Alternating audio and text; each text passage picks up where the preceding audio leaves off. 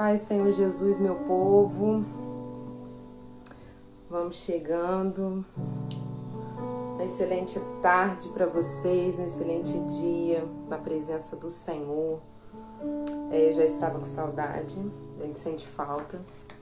É muito bom estar aqui com vocês, compartilhando um pouco mais da palavra do Senhor, tudo aquilo que o Senhor tem acrescentado às nossas vidas, aos nossos dias, e que é pertinente nós dividirmos, nós falarmos e compartilharmos a palavra do Senhor em todo o tempo.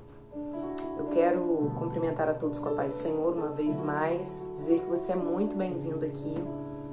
Vai apertando o coraçãozinho, que enquanto você aperta o coração, você chama todo mundo para a live.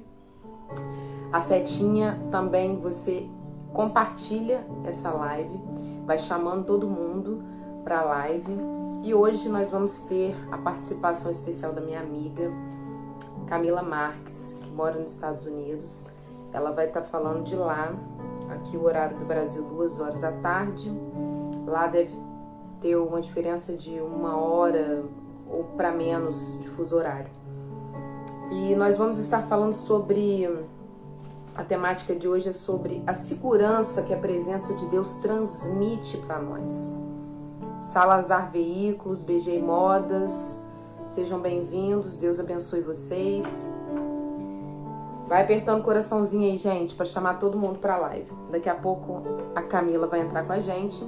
Enquanto isso, eu quero compartilhar algo com vocês nessa tarde. Eu fiz algumas anotações aqui, eu queria compartilhar com vocês. O texto que nós vamos ler para iniciar essa conversa será em Deuteronômio 31, versículo 8. Deuteronômio 31, versículo 8, que vai nos dizer assim: O Senhor é quem vai adiante de ti, Ele será contigo e não te deixará, nem te desamparará. Não temas, nem te atemorizes, ou em algumas outras versões, não te assombres, ou seja, não tenha medo. A introdução deste texto em que acabamos de ler, a narrativa desse texto. Nesse texto sagrado nós temos a promessa de que o Senhor irá adiante de nós. Ele mesmo nos assegurou isso, que Ele estaria adiante do seu povo. E Ele nunca os abandonaria. Sempre foi assim com o povo de Israel. O povo de Israel sempre teve o cuidado de Deus, a mão forte do Senhor sobre eles. E, portanto, eles nunca estiveram só. Passaram por tantas coisas, por tantas provações, por diversas situações em que o Senhor manifestou a sua presença no meio do seu povo e os assegurou que eles não estariam sós. Nesta promessa está garantida a segurança divina. Isso é muito importante. Você precisa entender que Deus, Ele te assegura, Deus, Ele te garante que o caminho, muitas das vezes ainda, embora com espinhos no caminho, com pedras sobre o caminho, as adversidades, os problemas que nos cercam, as circunstâncias difíceis que surgem ao longo do trajeto que nós caminhamos, por mais que nós encontramos essas dificuldades, o Senhor, Ele nos assegura segurança nele. Ou seja, por certo nós não vamos ser poupados de passar por adversidades ou por situações conflituosas. Mas todavia nós temos a segurança divina de que Deus está conosco. Passamos por onde quer que passarmos. Enfrentaremos a dificuldade que tiver que enfrentarmos, mas na certeza, na segurança que Deus está conosco e Ele está adiante de nós. Tayana, seja bem-vinda, meu amor. A paz do Senhor Jesus. E Andara, Deus abençoe vocês. Vai apertando o coraçãozinho aí, gente. Chama todo mundo para a live. Daqui a pouco, a minha amiga Camila Marques vai estar com a gente, dando continuidade nesse assunto. Então nós precisamos entender que o Senhor nos assegura. Estar na presença de Deus é estar seguro. Andar com Deus é andar em segurança. Então, é como o salmista vai dizer: Podem cair 1000 à sua direita, 10.000 à sua esquerda, 10.000 à sua direita, mas tu não serás atingido. Nós vamos passar pelos vales, nós vamos passar e enfrentar momentos que supostamente nos levará a ficarmos atemorizados, mas a palavra do Senhor nos assegura: não vos atemorizareis. Confie no Senhor, saiba que Ele está convosco. Nós passaremos pelo vale da sombra da morte, mas o Senhor, Ele está conosco. Passaremos pelo mar bravio da vida, onde várias vezes estaremos de frente com uma tempestade gigantesca que vem para assombrar as nossas vidas, para esmurecer a nossa fé e para nos fazer até desacreditar que é possível. Que é possível chegar, que é possível alcançar a promessa, que é possível romper. Mas o Senhor, Ele está nos assegurando: em mim vocês têm segurança. Comigo, o caminho, ele é de segurança. Por mais que vocês passem por momentos difíceis, a mão do Senhor, Ele está sobre nós. Não existe nada mais desassolador para o homem quando ele se vê ou se sente só e abandonado. Porém, o Senhor, Ele promete que nunca nos deixará sozinhos. Isso aqui é fantástico. Por quê? Porque para o homem que é um ser limitado, quando ele se vê perdido, quando ele se vê sozinho, desamparado, automaticamente gera isso em nós, um desespero,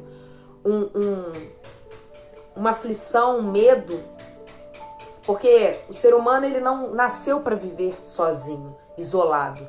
E é bem verdade que o amparo nos traz segurança, nos impulsiona a nós avançarmos, a nós deixarmos da zona de limitação.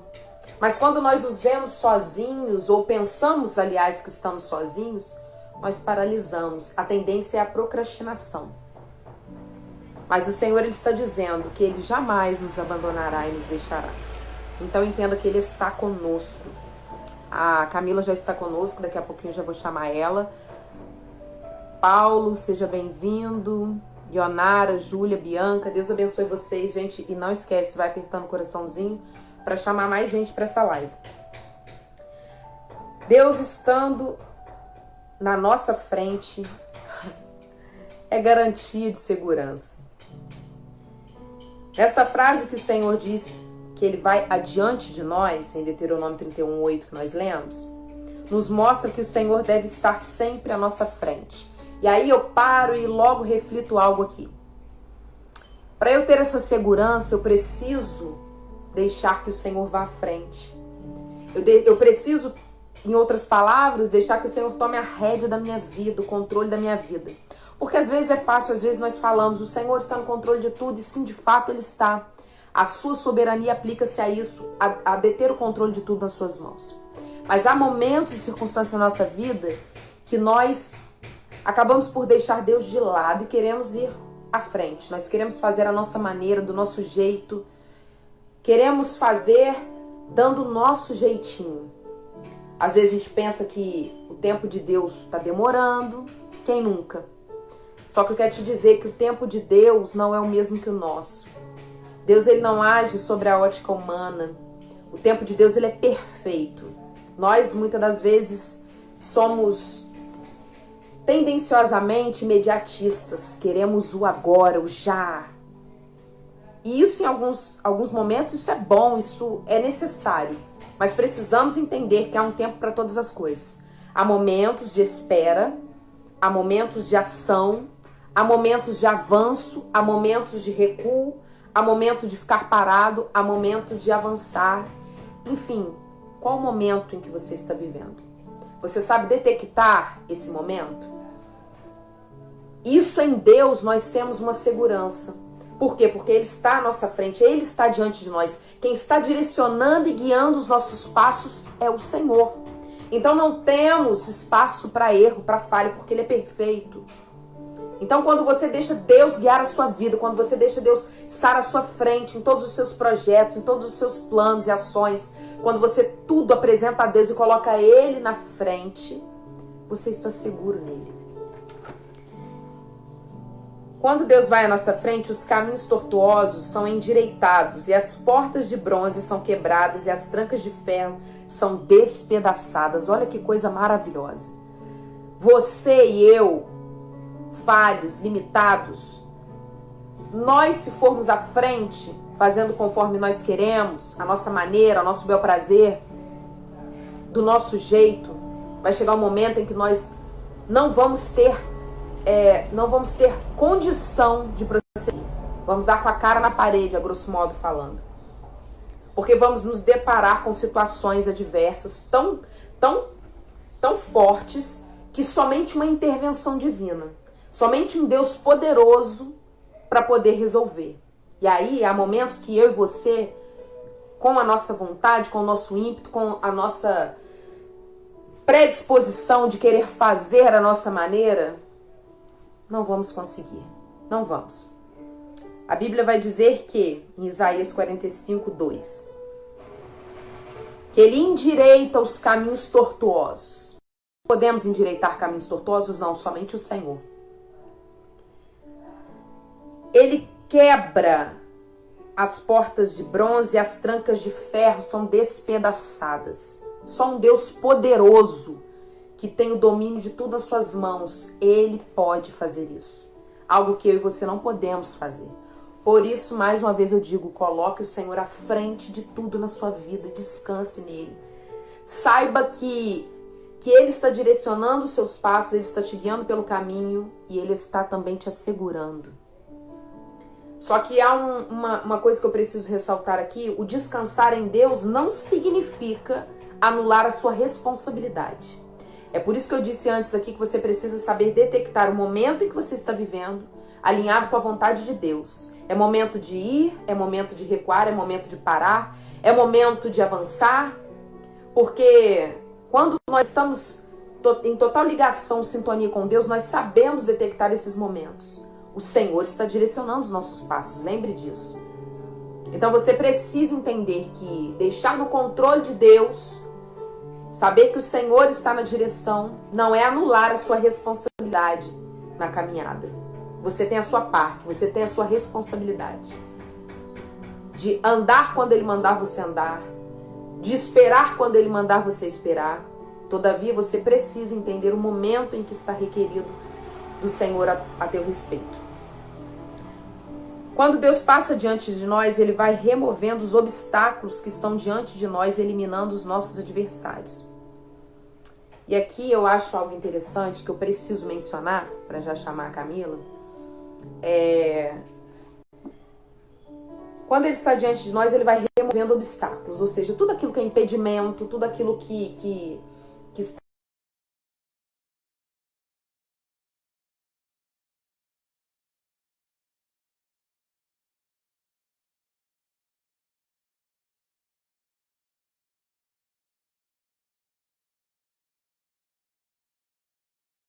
todo obstáculo, todo impedimento, tudo aquilo que se levanta, seja do inferno, seja por nossas próprias escolhas, porque às vezes nós mesmos colocamos obstáculos diante de nós.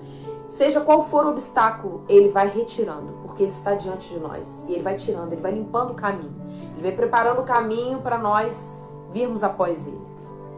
Mas uma coisa que eu achei interessante aqui é que vai dizer que Ele vai eliminando os nossos adversários. Deuteronômio 9:3 está dizendo isso. E aí eu preciso me salientar isso aqui. O que é os nossos adversários? Quem são os nossos adversários? Ou melhor dizendo, quem é o nosso adversário? Além de nós mesmos, além do nosso eu, que precisa ser derrubado todos os dias.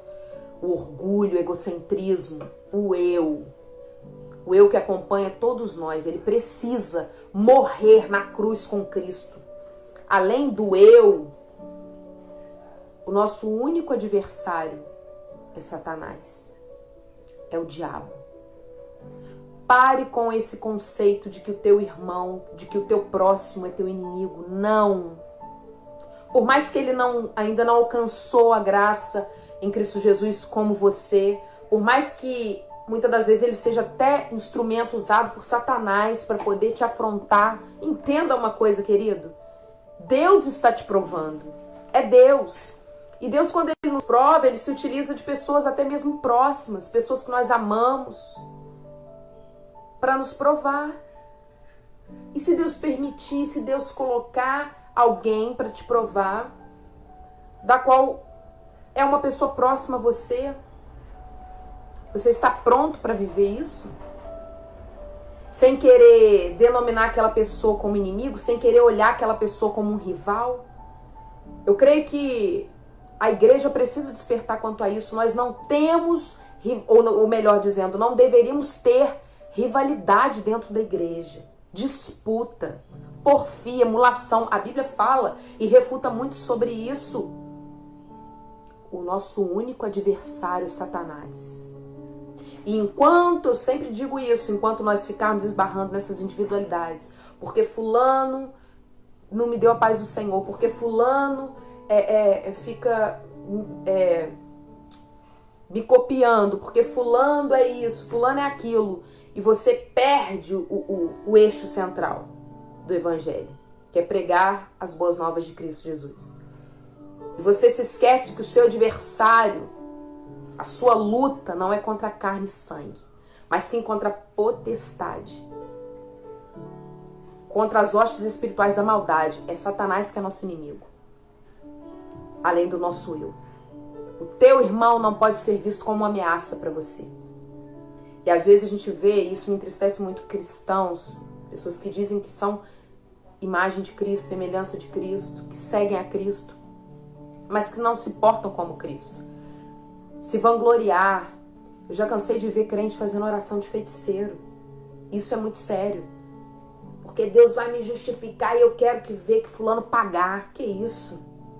A oração não deve ser essa. A oração deve ser para que Deus liberte, para que Deus salve, para que Deus cure, para que Deus abra os olhos, tire toda a ignorância e traga para a luz, sabe? Traga para a verdade. Não somos inimigos, somos irmãos. Somos uma família. Então não podemos ter os nossos inimigos como os nossos irmãos, como as pessoas.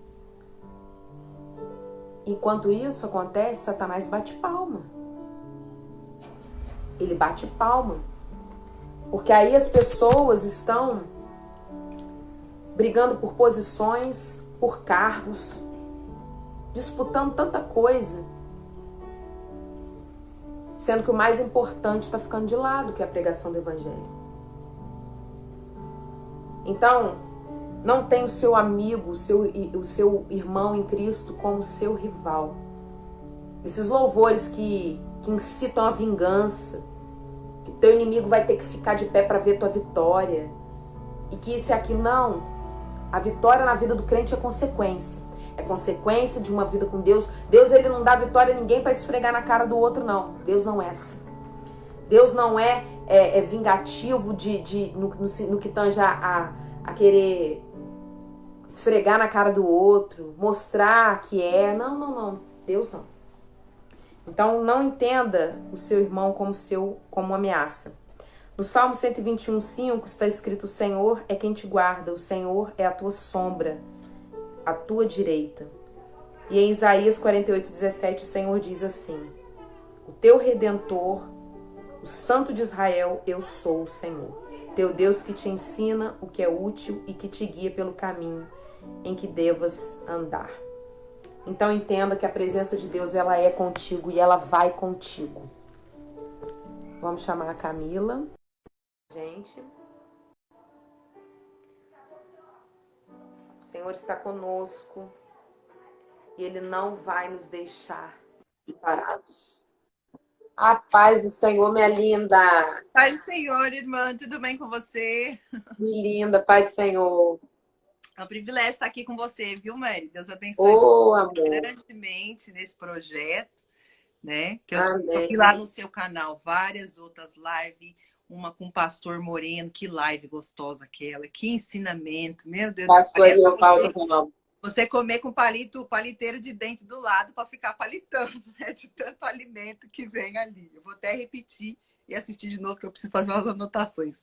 Muito abençoado esse seu projeto. E é um prazer. Obrigado por poder estar em uma live com você. Eu sou nova nesse negócio de live, então você vai me perdoando.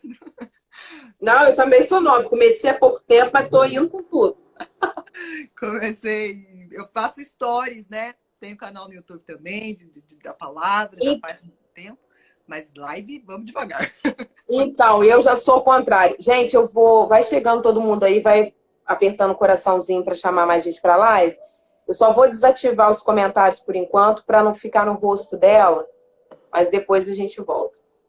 Então, eu já sou o contrário. Eu falei com uma amiga minha que assim, eu tinha muita dificuldade com live porque o vídeo editado é mais fácil. Quando você erra, você volta, você corrige, blá. O ao vivo, eu falei, caraca, se errar, assim, não sei o que, já era, né? Aí eu tinha um pouco de receio com isso. Eu falei com uma amiga minha até ontem assim, falei, cara, eu não sou boa com stories. Eu acho que eu sou muito sem graça para fazer stories. É muito engraçado isso. Eu começo a falar, eu acho que eu pareço que ou eu tô doente ou eu tô morta. Eu falei com a minha amiga, ela riu muito. Falei, porque eu não sinto aquela emoção, sabe? Igual essas blogueiras faz. Fala com aquela... Eu não tenho isso. Fala assim, aí eu não gosto de stories também, não. Faço, mas não acho que faço bem. A live eu tô ficando agora já mais habituada, mais confortável. Camila, conta um pouquinho pra gente como é que tá aí onde você mora, nesse meio de pandemia, nesse momento. Tá bem estranho, bem triste, né? Principalmente eu tenho um casal de filhos e eles são de 12 e de 7 anos e tem as questões escolares, né? Tá sendo muito difícil, né? As lições foram mandadas para casa, a escola ajudou a gente com um computador que a gente não tinha ainda, um notebook, né? Tudo fechado. Esses dias meu filho precisava de umas roupas, aquelas roupinhas de criança, né? Cueca, meinha, e não tinha onde comprar. E aí isso vai dando um aperto no coração da gente, porque eu não sei quantos anos você tem, mas eu tenho 38 anos, eu estou nesse mundo desde 1982. E isso é eu vou fazer 38 esse ano. Você vai fazer? Parabéns, é o máximo, 38, perto do 40. Pra gente que é dessa geração 80 para cá, tudo isso é muito novo. O pessoal de 70 também é tudo muito novo, né? Você vê as pessoas andando com máscara nas ruas aqui, ainda a gente, graças a Deus, pode. Eu moro bem próximo a um parque de recreação muito gostoso. Então você vê pessoas andando de bike, fazendo caminhada, andando com cachorro, mas todos mascarados, sabe? Onde você mora mesmo? Eu moro em Connecticut, na cidade de Bridgeport, é bem próximo a Nova York, do epicentro da doença, né? E eu vou te falar o que eu vejo, porque desde que eu me mudei para cá, Mary, foi uma estratégia de Deus na minha vida. Eu deixei de acompanhar qualquer tipo de notícia que você possa entender. Então, se eu fico sabendo de alguma coisa, é porque vem em mim essa informação. Mas eu ir lá sentar, não sou contra quem faz, é um cuidado meu para o meu psicológico, entendeu? Para o meu espiritual, para o meu emocional, porque a minha mudança para cá, ela foi muito forte. Eu vim para cá e eu fiquei muito na incerteza. Deus me convidou para viver na incerteza, no andar sobre as águas, na provisão mesmo, né? O dia após o outro. Exato. Então, não posso, Camila, meu esposo já vê tudo, já vê qualquer notícia, sabe de político, sabe de tudo, porque ele dá, para ele dá. Eu acho que cada um tem que ter o discernimento sobre si mesmo, né? Do que eu consigo comer, do que eu não consigo comer. Não posso me informar demais, porque senão eu fico mal. Mas esses dias eu entrei num site e eu vi que já tinha passado da Itália. Eu não sabia disso. E já tinha morrido, parece que mais de 56 mil pessoas, né? E eu tô muito próximo de Nova York. Ontem mesmo meu marido é Uber, ele foi em Nova York e ele tá sempre falando para mim, o clima é muito triste, é muito estranho. Nós estamos caminhando pela incerteza, né? Nós, o mundo geral, mas nós que somos cristãos, que temos uma esperança em Cristo Jesus, eu acho que a gente tem que ver isso, que nem eu vi o pastor Gilmar Santos falando esses dias numa live com o Napoleão, não sei se você viu essa live, top. Ele falou assim, essa é a trombeta particular da igreja. Para a gente estar atento, se estávamos desapercebidos, esse é o grito do noivo, ele usou exatamente essa frase. Esse é o grito do noivo, foi legal, porque há um ano atrás, o Senhor falou isso ao meu coração. quando estava se falando de acordo de paz, esses pregadores que ficam falando das coisas apocalípticas, né? E falava-se muito sobre acordo de paz, a tentativa, a construção do templo, né? Que o Trump estava investindo. E aí apertou meu coração, eu fui em oração, o Senhor falou para mim, é o grito do noivo. E aí, graças a Deus, eu ouvi o pastor Gilmar Santos, que é uma referência para mim, ele falando, realmente nós estamos vivendo aquele grito do noivo da parábola das 10 virgens. Aí vem o noivo. Então é hora de nós todos nos despertarmos e continuar na nossa caminhada, nos conectando cada vez mais com Deus. Não tendo lamparina acesa e reserva, né? Exatamente. O que não falta é live para o povo virar crente, né, amiga? Você entrou no Instagram, tem live de crente bombando aí. E o negócio é esse, as igrejas todas fechadas. Eu tenho visto algumas igrejas aí no Brasil voltando, até me dá aquela, oh meu Deus, por que aqui também não acontece, né? Mas aqui o negócio é mais rigoroso, né? As leis são mais em cima e as igrejas aqui continuam fechadas. E estamos nessa, irmã, contando com a oração. Medo da doença, Mari, vou ser sincera. Eu não tenho medo da doença. Também não. Eu não tenho medo da doença, entendeu? No finalzinho de fevereiro, aconteceu algo muito estranho aqui na minha família, que todos nós ficamos muito doentes. E isso nunca aconteceu. E não era falado de coronavírus. Estava falando na China, entendeu? Todos nós aqui ficamos muito doentes. Eu fui aqui menos ficou doente. Eu ficava na pia, lavando louça, preparando chá com limão, com alho, com gengibre, aquelas coisas que a minha mãe, muito de idade, né? A senhorinha sempre ensinam a gente. E aqui eu não tenho condição de ir num hospital, porque aqui é muito caro você ir num hospital, né? Com uma pessoa... Aí não tem aquele programa de saúde que é, tipo assim, que você vai e toda a despesa do hospital você paga se você tiver condição, a conta vem para sua casa. Sim, eu morava em Massachusetts. E em Massachusetts... Porque acho que na Austrália tem uma coisa... mais... Em Massachusetts, a cidade que eu morava, quando eu cheguei aqui, tínhamos um cartãozinho que até ficava de graça esse tratamento. Só que aqui é de estado para estado, as leis mudam muito. Por exemplo, em Massachusetts, você não pode ter carteira de habilitação se você não é um cidadão aqui. Na cidade que o senhor nos trouxe, você pode ter uma carteira de habilitação. Então, tem que morar aqui para você entender no que pode no estado que você está e o que você não pode fazer no estado que você está. O estado que eu estou, eu preciso ter no mínimo 5 anos aqui, coisa que eu não tenho, para começar a ter direito a alguns planos de saúde, assim, com mais propriedade, né? Aí nós todos ficamos doentes, eu fui aqui, fiquei melhorzinha, mas a minha filha, Natália, de 12, ela ficou com problemas respiratórios, e eu não sabia o que era. Eu ficava no meu coração assim, será que é corona? E aí eu clamava, misericórdia, meu Deus, ela ficou... Já estava no surto de corona? Já estava assim, bem pequenininho, sabe? Ai, tem um caso em Nova York. Eu lembro quando tinha um senhor que veio da Itália, estava em Nova York internado.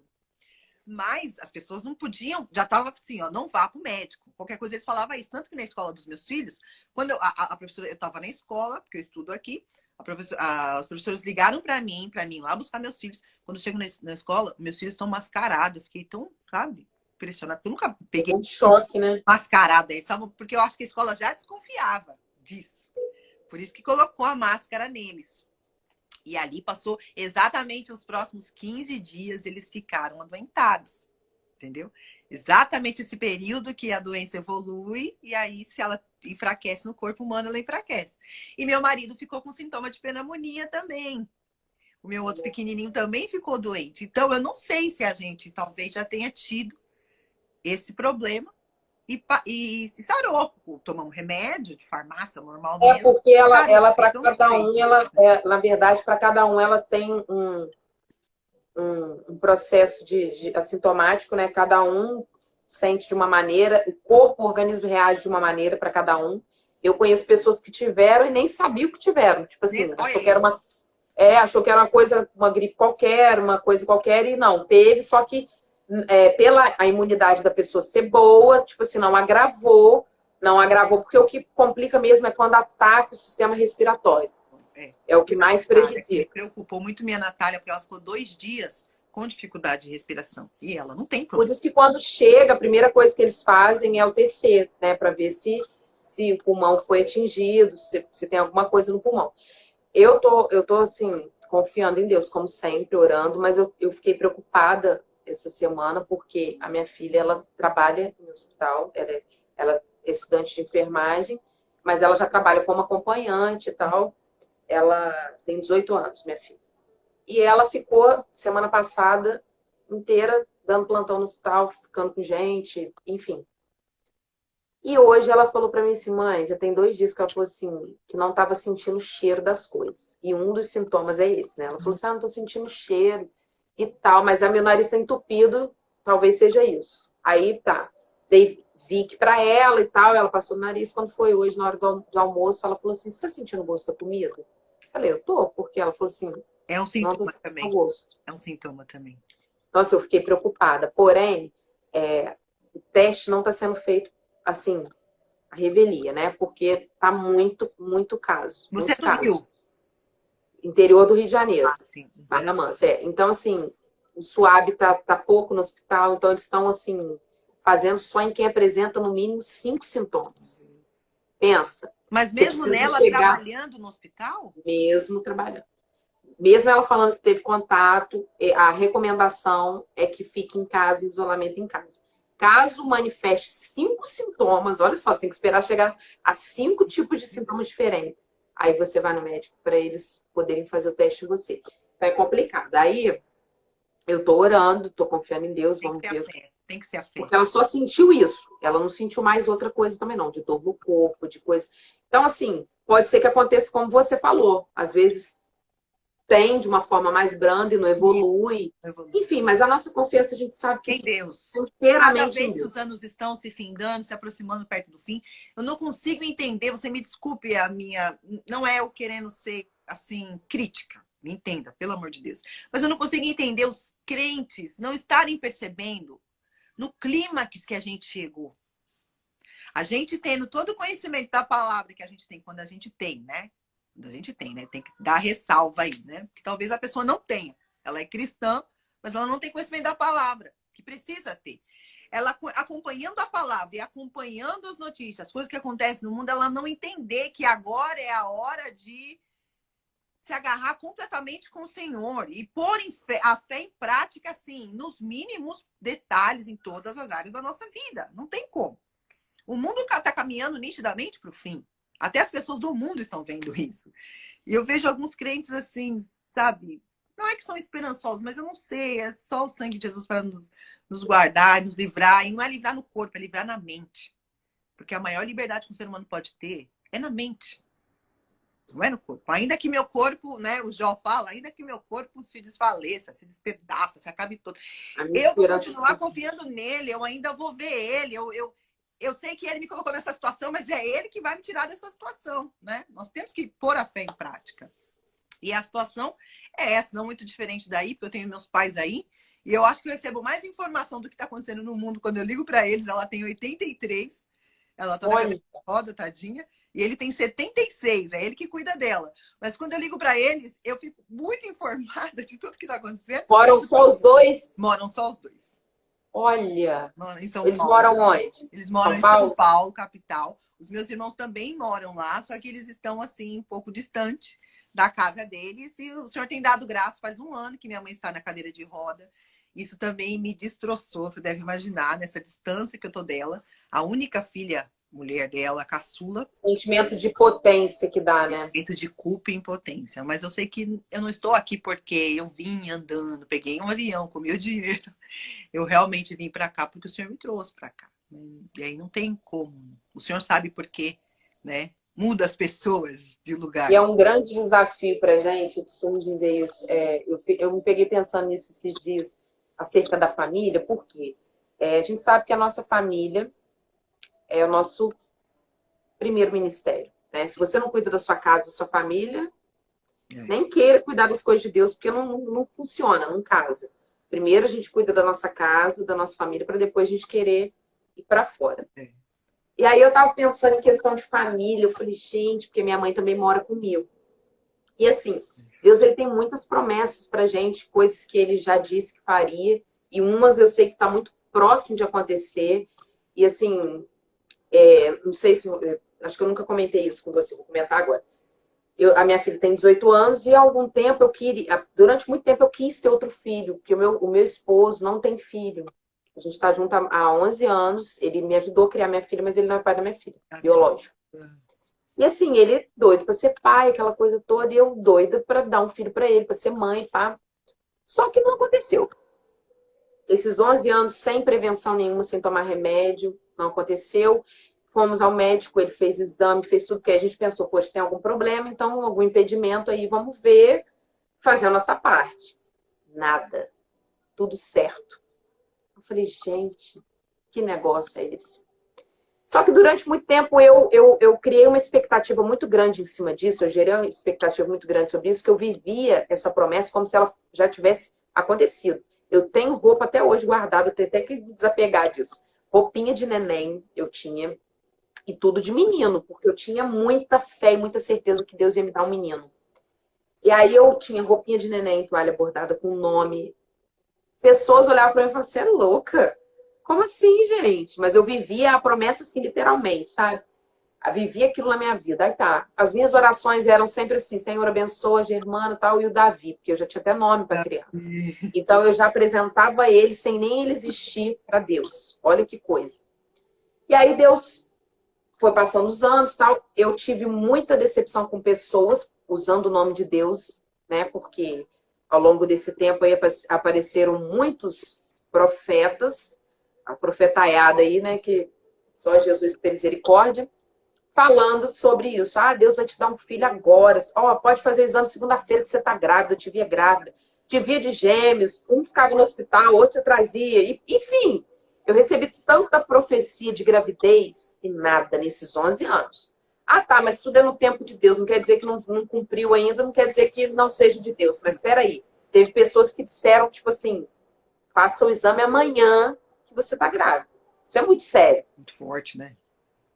Aí eu. Só que assim, nunca testificou. Tudo que falavam não testificava. E eu falava, Senhor, tem misericórdia de mim para não deixar meu coração ficar triste. Porque assim, eu jamais questionei a Deus por conta disso. Eu jamais me entristeci com Deus por conta disso. Mas teve momentos que eu fiquei muito pensativa. Poxa, eu tive um ano onde 4 amigas engravidaram e parentes meus engravidaram, primas minhas, e todas com o mesmo discurso. Ah, eu não queria, aconteceu.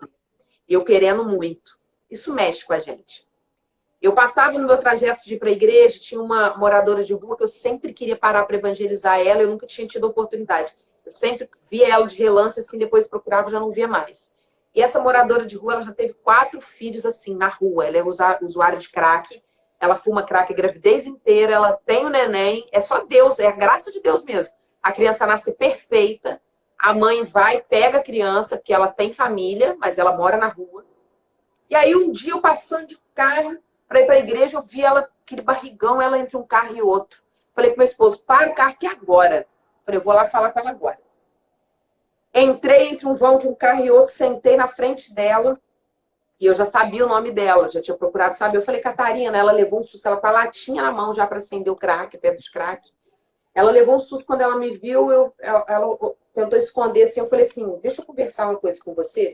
Sentei do lado dela, no meio da rua, assim, ó, entre um carro e outro no chão. Sentei do lado dela e falei assim, tá legal essa sua vida? Tá bom do jeito que tá? Falei, olha só, você tá com um filho na barriga. Quantas pessoas queriam estar vivendo o que você está vivendo? Eu sou uma delas.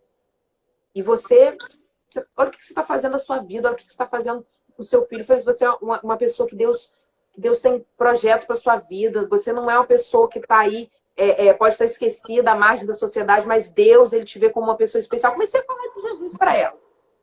E ela me ouvindo e tal, e aquilo ali eu saí daquele dia ali arrebentada. Eu falei, meu Deus, eu querendo tanto um filho para amar, para cuidar. E ela ali, fumando crack, com a barriga enorme. Eu falei, meu Deus. E aí foi quando Deus falou comigo pessoalmente. Deus não mandou recado, não. Deus falou comigo em uma oração. Ele falou assim, para de me pedir, porque eu não vou te dar. Oh, meu Deus. A gente está muito acostumado a ouvir só o sim de Deus e o não de Deus. E o não de Deus. Mari. A gente estava falando aqui a temática de que a presença de Deus, ela transmite segurança. E essa segurança que transmite a presença de Deus, ela está baseada nos sims e nos nãos. Não é só no sim de Deus. Exatamente. Nos nãos também. E quando ele disse assim, para de me pedir porque eu não vou te dar, porque não é o tempo, eu levei um choque e falou assim, eu vou te dar filhos para cuidar que não foram gerados por você. Eu falei, Jesus, o que é isso? E foi muito forte o que Deus falou comigo. E aí eu comecei a refletir. Falei, gente, mas eu nunca pensei em adoção. Falei assim, é uma coisa que não passa pela minha cabeça. Falei assim, esquisito isso. Falei, bem, fiquei pensativa e tal. Mal sabia eu dos planos de Deus.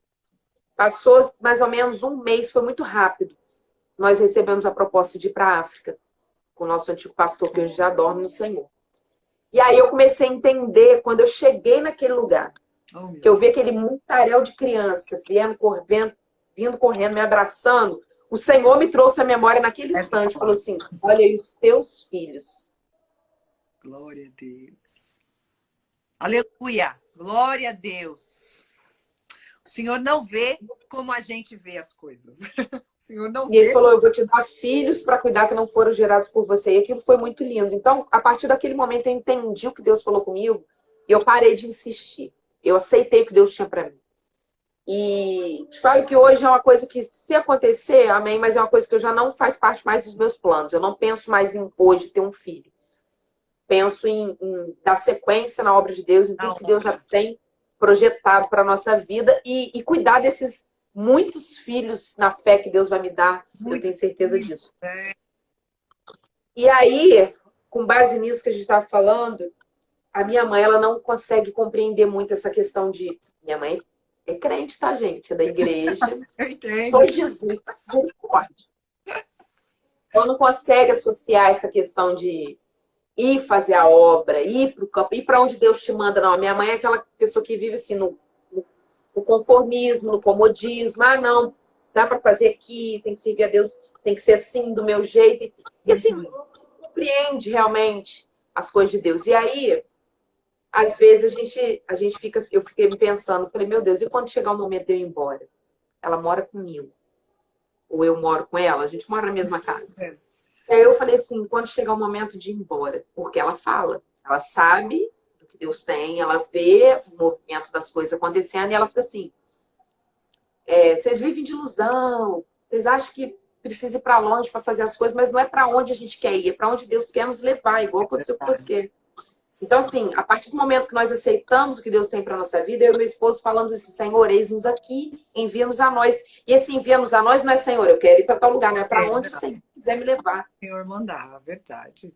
E assim, eu e meu esposo, nós entramos num consenso, eu creio que isso tudo já é obra do próprio Espírito Santo de Deus, de não haver divergência. A gente pensa muito igual e a gente é muito fechamento nisso, no que tange a vamos viver que Deus tem. Então, assim, a gente é muito aberto a isso, sabe? Passe o que for, Deus falou vai, vai, Deus falou volta, volta, agora eu quero... Então, assim, a gente já tem isso na nossa mente muito bem trabalhado ao que diz respeito a ir para onde o Senhor quer nos levar. Não como um barco à deriva, não, mas como um navio mercante, sabe? Que o Senhor vai nos levar para abastecer lugares, para levar, para fazer a obra e estabelecer um trabalho ali, depois do trabalho já estabelecido, partir para outro lugar. E assim, eu vejo a nossa vida assim. E Deus, ele é tão tremendo, Camila, porque Deus ele foi trabalhando muito isso em mim, primeiramente. Por quê? Há um tempo atrás, muito tempo atrás, antes de eu voltar para a presença do Senhor, que eu fiquei um tempo afastada, eu era uma pessoa muito apegada às coisas materiais. Eu era uma pessoa muito apegada, tipo assim, minhas coisas são minhas coisas, não mexe nas minhas coisas, minhas coisas. Eu era muito assim, sabe? E Deus foi tirando isso de mim. Tipo assim, hoje eu não tenho mais apego. E a minha primeira viagem para a África acho que foi assim, um marco muito grande na minha vida, um divisor de águas no meu ministério, porque me fez enxergar uma realidade totalmente diferente. A gente estava vivenciando, rapidinho, só para eu concluir isso aqui, e se cair, depois a gente volta, depois de uma hora, porque o papo tá gostoso.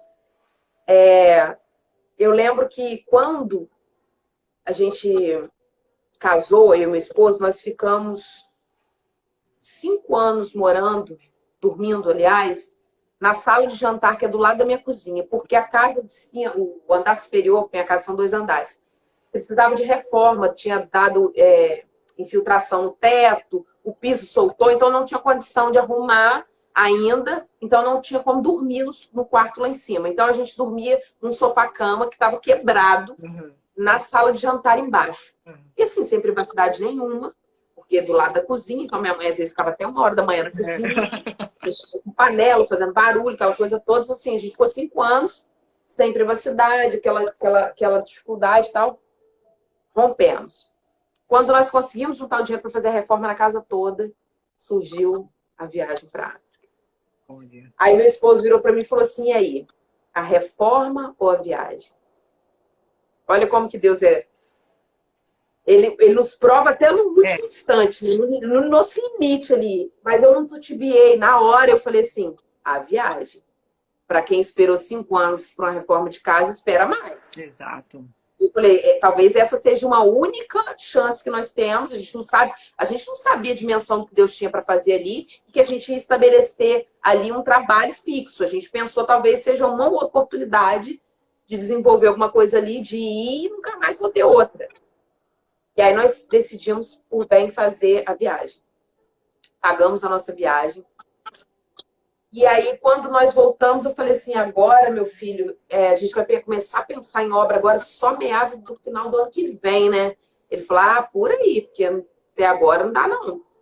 E aí, meu tio, que é pedreiro, virou para mim e falou... Aí, a avó da minha filha falou assim para mim, Mariane, faz um orçamento com o pedreiro de quanto fica para arrumar o quarto da Germana, que eu vou reformar o quarto dela. Que ela já tá mocinha e tal, tem que ter a privacidade dela. Porque são 3 quartos no andar superior. Então, o meu, um da minha mãe e um da minha filha. Os outros 2 eu ficar ainda sem reforma. Aí, eu peguei e falei com meu tio, que é pedreiro. Falei, tio, vê pra mim quanto que fica o quarto que a avó da Germana vai pagar. Ele falou, por que você já não faz tudo? Já vai quebrar, quebra a sala, quebra outro quarto, quebra o outro, já faz tudo de uma vez só. Falei, porque eu não tenho dinheiro agora. Ele falou assim, mas material é fácil. Você dá um cheque, divide. E a minha parte você me paga quando você puder. Aí eu falei, oi? Ele falou, e o seu quarto eu vou te dar de presente de casamento que eu não te dei nada. Glória a Deus. Eu falei, Jesus. Aí na hora Deus falou assim comigo, por você abrir mão de um sonho pessoal seu para fazer a minha obra, eu vou te surpreender. Aleluia. Porque enquanto a gente, entenda isso, enquanto a gente faz aquilo que é de Deus, aquilo que é para Deus, Deus ele faz aquilo que é nosso. Ele cuida, ele se encarrega de cuidar das nossas coisas, das nossas necessidades. E aí eu me alegrei muito, porque a gente voltou de viagem da África, foi em novembro, dezembro, antes do Natal, minha casa estava pronta. E eu não esperava. Então, assim, foi algo muito de Deus, sabe? Talvez se você tivesse não ido para a África e feito a reforma, ela não teria saído do jeito que ela saiu, na velocidade que ela saiu, né? E assim, o que mais me chamou atenção é que antes de eu ir, eu tinha todo um projeto, né? Mulher, sim. Quem é que mulher que não gosta de decoração, que não gosta de, né, de imaginar como que é a casa? E eu pensava, eu quero porcelanato tal, eu quero arrancar as janelas de madeira, tudo, botar blindex, eu quero isso, quero aquilo. Mas assim, botei na minha cabeça, assim, uma reforma geral. Quando eu cheguei lá, que eu conheci uma menininha, que ela mudou, assim, a minha vida, a Leopoldina. Ela tinha 5 anos. A gente até queria muito trazer ela, mas é muita burocracia, assim, a gente ainda pensa nisso, mas mais pra frente, Deus nos dando graça. Enfim, nós conhecemos essa menininha, ela se apegou muito a gente, ela é órfã, ela faz parte do projeto de uma escolinha nossa lá, de crianças órfãs. E eu levei ela para passear um dia lá, num mercado que tem fora lá do distrito onde nós estávamos. E eu percebi que, assim, lá as crianças nenhuma tinham brinquedo nenhum, nessa comunidade que a gente foi, uma comunidade muito pobre mesmo.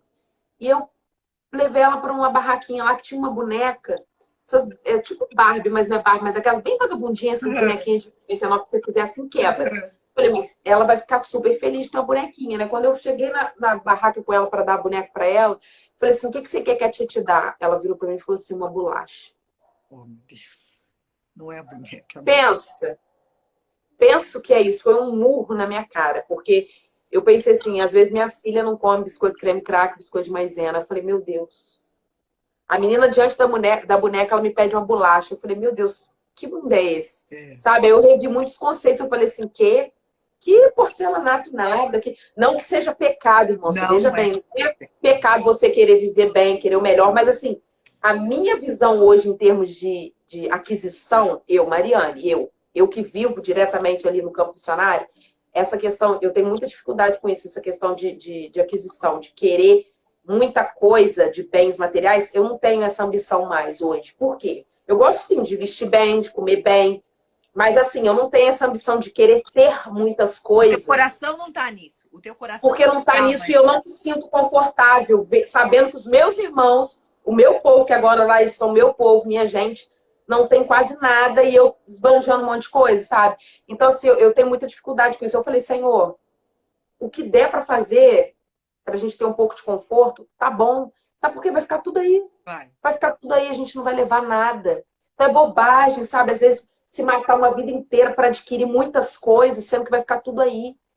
E aí eu falei, Senhor, eu não quero isso para mim, eu quero poder levar, eu quero poder ajudar, eu quero poder fazer, sabe? O que o Senhor fizer por mim, porque o Senhor já deixou claro para mim e para o meu esposo, vocês não vão ter riqueza nessa terra. E glória a Deus por isso, Ele sabe de todas as coisas.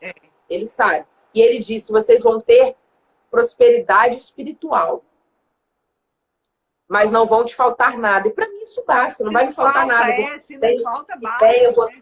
Mas eu quero ter o espiritual de Deus na minha vida. Então, assim, essa questão da família, ô Camila, como você falou, de ter deixado para ir fazer o que Deus quer, Deus que te levou, eu entendo o que você está vivendo, porque eu sei que vai chegar um momento em que eu vou ter que fazer isso.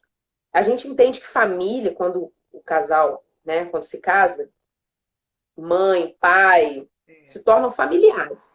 Né? A sua família é seu esposo e seus filhos. Mas não quer dizer que a gente tem que abandonar todos os nossos entes queridos, não é isso? Só que Jesus ele foi bem enfático também dizer, quando disseram para ele, olha, teu pai, chamaram lá, o teu pai ele tá te falando com os irmãos. Pai, né? Deixa eu enterrar os meus pais, não. Ele disse o quê? Os meus pais, os meus irmãos são aqueles que fazem a vontade do meu pai. Ou seja, a nossa família está muito mais ligado ao nosso reino espiritual agora do que só aos nossos laços sanguíneos. Quando ele fala, quem não deixar pai e mãe por amor de mim, não é digno de mim, né? A gente tem que deixar. Não é assim, um descuidado, que nem você falou. Não é o abandono. A gente tem que seguir a Jesus, porque esse que eu amo, aquela fala, quem quiser vir após mim, negue-se a si mesmo. Quando a gente nega a gente mesmo, a gente nega um monte de coisa que pertence a gente, um monte de pessoa que está com a gente, um monte de desejo, de sonho. Porque nessa caminhada com Cristo, a própria palavra fala, Mateus capítulo 8, o caminho é estreito. Então, quando eu vejo esse caminho estreito, quando eu deslumbro esse caminho estreito, é um caminho que não cabe muitas coisas. Não se trata de ser coisas boas ou de ser coisas más. A questão é que não cabe. Não cabe. Esse caminho é individual, salvação é individual. Você falou da sua mãe. O meu pai é muito parecido com a sua mãe. Ele é muito pé no chão. Eu tenho fé se os meus pés estão no chão, se o dinheiro está no meu bolso. Aí eu creio em Deus e tenho fé. Eu não critico ele porque é a escola dele, foi a base dele que deu isso. Só que todo aquele, que é exatamente a palavra que o Senhor colocou no meu coração quando você falou sobre segurança, que foi Pedro quando ele fala Jesus no meio do mar. Parecendo um fantasma para todo mundo, mas Pedro fala, é o Senhor mesmo? É poucas pessoas. Você pode perceber, Mari, todos que têm o chamado de Deus, eles fazem coisas que os outros não fazem. Não vão entender. Muitas das vezes não vão entender. Eles fazem coisas que as pessoas falam assim. Quando eu vim para cá, os meus pais, eu não falei para as pessoas que eu estava vindo para cá. Por causa daquilo que eu falei para você em relação à notícia. Eu gosto muito de cuidar do meu psíquico. Eu acho que eu sou responsável pela minha psíquica. E a minha psique, nessa saúde mental. Exatamente. A saúde mental tem a ver com espiritualidade, com emoção, tudo envolvido. Então eu falei, se eu falar para as pessoas, o que as pessoas iam falar? Ô Mari, uma trabalhadora de call center, um marido que só tocava, meu marido é músico, só tocava na noite. E as pessoas olhavam, a minha família olhava pra gente e falava assim, não, vocês não. A gente sempre passou necessidade. Os improváveis, exatamente. Né? Nós éramos os improváveis. Para os Estados Unidos, nós éramos assim, vocês não. Todo mundo pode ir. Vocês não. A gente tinha a geladeira vazia. Nossa geladeira parecia a caixa d'água. Só tinha água. Nós morávamos numa casa que a casa não cabia no nosso dormitório, então a gente dormia no chão, que nem você. A gente teve que voltar com a Natália, o Tony ainda não, mas a gente teve que voltar para a casa dos pais, porque não aguentou pagar aluguel. Então a história toda foi marcando a gente, tipo assim, vocês não podem. Vocês não podem. Ajuda a Camila, aí a gente entende por que você tá nervosa, porque sua situação financeira... Sempre jogavam isso pra gente. Eu vou fazer 15 anos de casada esse ano, pela graça de Deus. E isso foi durante todo o casamento. Todo o casamento. Vocês não podem, vocês não têm condição. A gente foi morar num bairro em São Paulo que é muito periferia, que eu quando nova, falava, eu jamais vou morar em tal lugar. São esses jamais que Deus leva a gente. Vai lá ter umas aulinhas lá, que você não consegue ter aula em bairro bom, você precisa dessa aula lá do bairro ruim. Eu fiquei morando meus últimos 7 anos lá, nesse bairro bem feio mesmo, droga vendida na porta de casa, bem feio mesmo. Meus irmãos, meus pais iam lá e eu via, eles não falavam, mas eu via que eu era a menor. Eu via que eu era a menor. Então, quando Deus falou, vou te levar para os Estados Unidos, e Deus foi caminhando, e foi saindo visto, e foi comprando passagem, eu fiquei quieta. Porque eu tinha medo de falar, eu vou para os Estados Unidos, e alguém falar, você não. E isso me magoava, me entristecer, isso mexia na minha fé. Eu não podia que mexesse na minha fé. Era algo muito grande que Deus estava preparando para mim, e eu tinha que confiar nele. Eu não podia ouvir mais ninguém. Então, quando eles ficaram sabendo, porque vai chegando um momento que você vai ter no visto, que você vai começando a comprar a mala, que as pessoas não tem como você escapar, pessoas começam a esconder mais. Né? Exatamente. Da minha mãe foi quando eu fui tirar meus vistos ali em São Paulo, na Polícia Federal. Que ela me ligou, ela falou, onde você tá? Eu falei, tô na polícia. Aí quando eu fui conversar com ela, por que você tava na polícia? Aí eu, tipo assim, fiquei assim, meu Deus, você me dá ansiedade. Eu falei, eu fui tirar meu visto. Ela, por que você foi tirar seu visto? Eu falei, cada pergunta, cada resposta uma inspiração. Porque eu vou para os Estados Unidos. Ela sentou, ela falou, minha filha, ela deu risada. Como assim você vai para os Estados Unidos, minha filha? Você não tem condição, minha filha. Você não tá vendo sua vida como que é. Aí eu fui recebendo aquilo, mas sabe, vai recebendo, vai pondo fora. Vai recebendo, pondo fora. Porque não podia ficar aquilo na minha cabeça. Não podia. Eu sabia do que Deus estava falando aquilo para mim há anos. Só que eu não falava para ninguém. Então, quando Deus começou a desvendar o véu e rasgar e mostrar e as coisas se abrindo assim, não que a gente ficou próspero, não. Eu lembro que a geladeira continuou vazia e a passagem de avião em cima da mesa, sabe? Meu Deus do céu, tem esse montante em passagem, mas não tem dinheiro para comprar uma mistura gostosa. Você vê, mas esse é o grande desafio, né? Diante daquilo que você está vendo, é impossível acontecer, é improvável, mas Deus está mostrando, olha, eu que estou conduzindo você pelo caminho. Porque pra gente, Mary, era impossível estar aqui. Era impossível, sabe? E quando eles foram ficando sabendo o que ia acontecendo, aí eles mesmos não tinham palavra. Porque quando meu pai foi falar assim pra mim, como assim você vai para os Estados Unidos, Camila? Porque minha mãe ficou sabendo quando eu tava tirando visto, quando eu tava tirando passaporte. Aí ela não contou pro meu pai, que eu pedi, por favor, não conta pro pai, por favor, não fala pra ninguém. Quando meu pai foi ficar sabendo, eu já tinha o visto. Então já não era, já era outra fase. Porque quando você tem o visto dos Estados Unidos, é outra fase quando você tá tirando passaporte. Tirar o visto é uma coisa muito difícil. Pra mim foi praticamente uma loucura. Aí ele falou assim, minha filha, como você vai para os Estados Unidos? O meu irmão tinha tentado ir para os Estados Unidos, meu irmão é engenheiro, meu irmão tinha tentado ir para os Estados Unidos em 2014, foi negado o visto dele. E meu pai usou exatamente essa agulhada. Ele falou, nem seu irmão, que é seu irmão, conseguiu, você vai conseguir? E aquilo... E essas comparações justamente, é um contrapeso, né? Essas comparações, elas vêm para nos colocar para baixo, mas o contrapeso é Deus mostrando também. É improvável, mas eu te escolhi, é eu que vou te colocar. Essa hora eu quis chorar, mas eu me controlei, porque... Ó, vamos falar a verdade? Não existe coisa melhor que viver na provisão de Deus, não. Não existe, não. Não existe, não. Você não sabe o que vai acontecer. Você tem que aprender. Mas você sabe que vai. Sabe que vai. Você não sabe como que vai acontecer, mas você sabe que vai. Eu quis chorar, eu quis ficar triste, mas o Senhor falou para mim, essa fala é sobre o seu pai. Não é sobre você. O seu visto está guardado lá na sua gaveta. Aí eu falei para ele com muita humildade, eu falei, pai, por que eu sei que eu vou para os Estados Unidos? Porque meu irmão não passou da fase que eu já passei. Falei, bem calmo, assim que nem eu tô com você. Eu falei, aí ele assim, como assim? Porque a pessoa de idade não entende muito, às vezes, né? E como assim? Seu irmão, ele trabalha, tem mais dinheiro e não conseguiu. Como assim você vai conseguir? Eu falei, pai, porque meu irmão não conseguiu visto. Os meus vistos estão guardados ali. A passagem do meu marido, na época, meu marido veio 2 meses antes de mim. A passagem do meu marido tá guardada na gaveta. É para 10 de abril de 2017, que foi a data. Aí ele. Aí quebra, né? A pessoa não fala mais nada, né? A pessoa não fala mais nada. Vai cair agora e você. Nossa, gente, uma hora passa voando. Volta todo mundo aí, gente.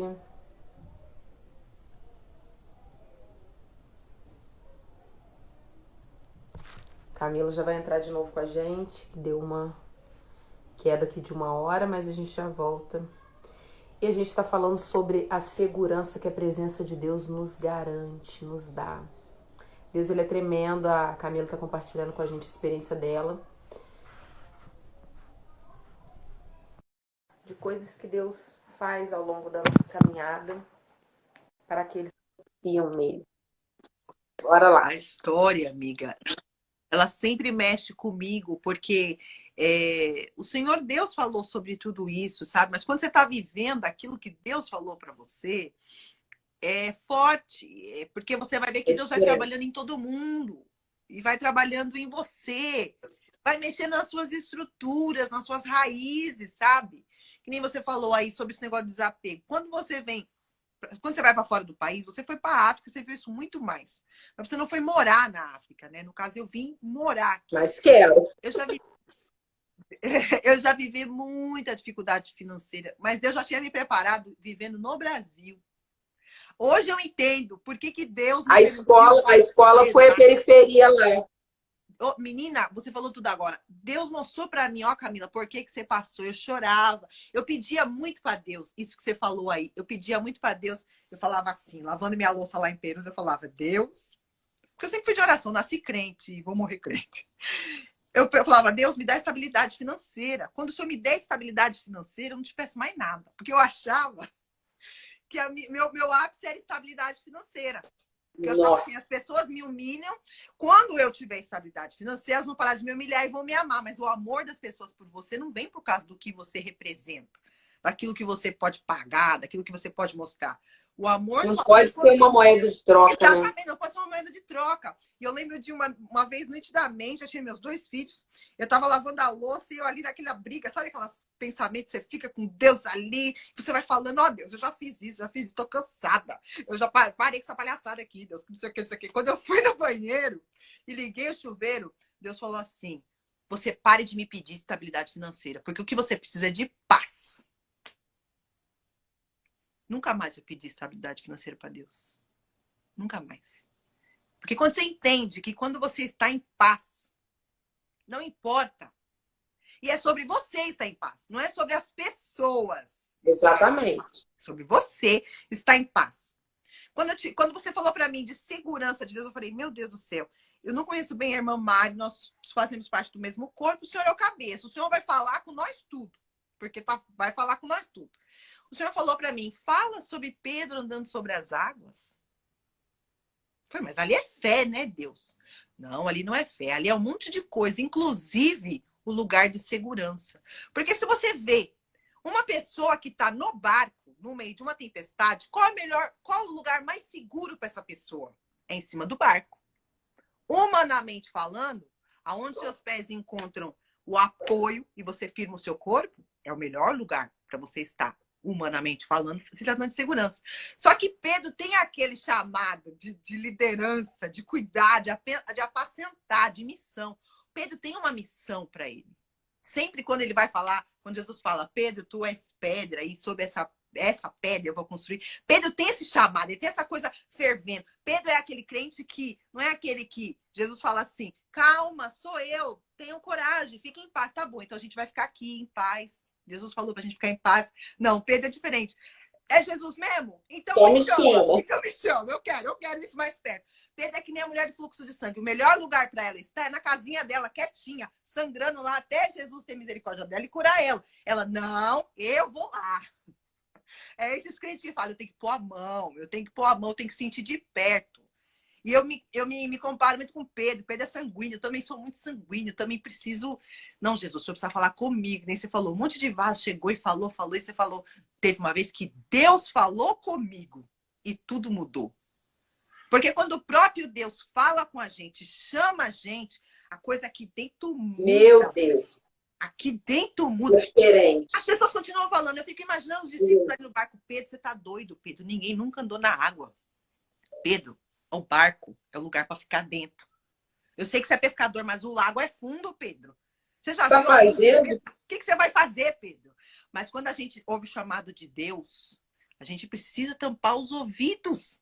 Porque o diabo vai usar, infelizmente, o diabo vai usar, que nem você estava falando antes de você conectar comigo, o diabo vai usar muita gente para ser lixa na nossa vida, para testar, para saber se a gente realmente está ouvindo Deus ou se a gente está ouvindo a multidão.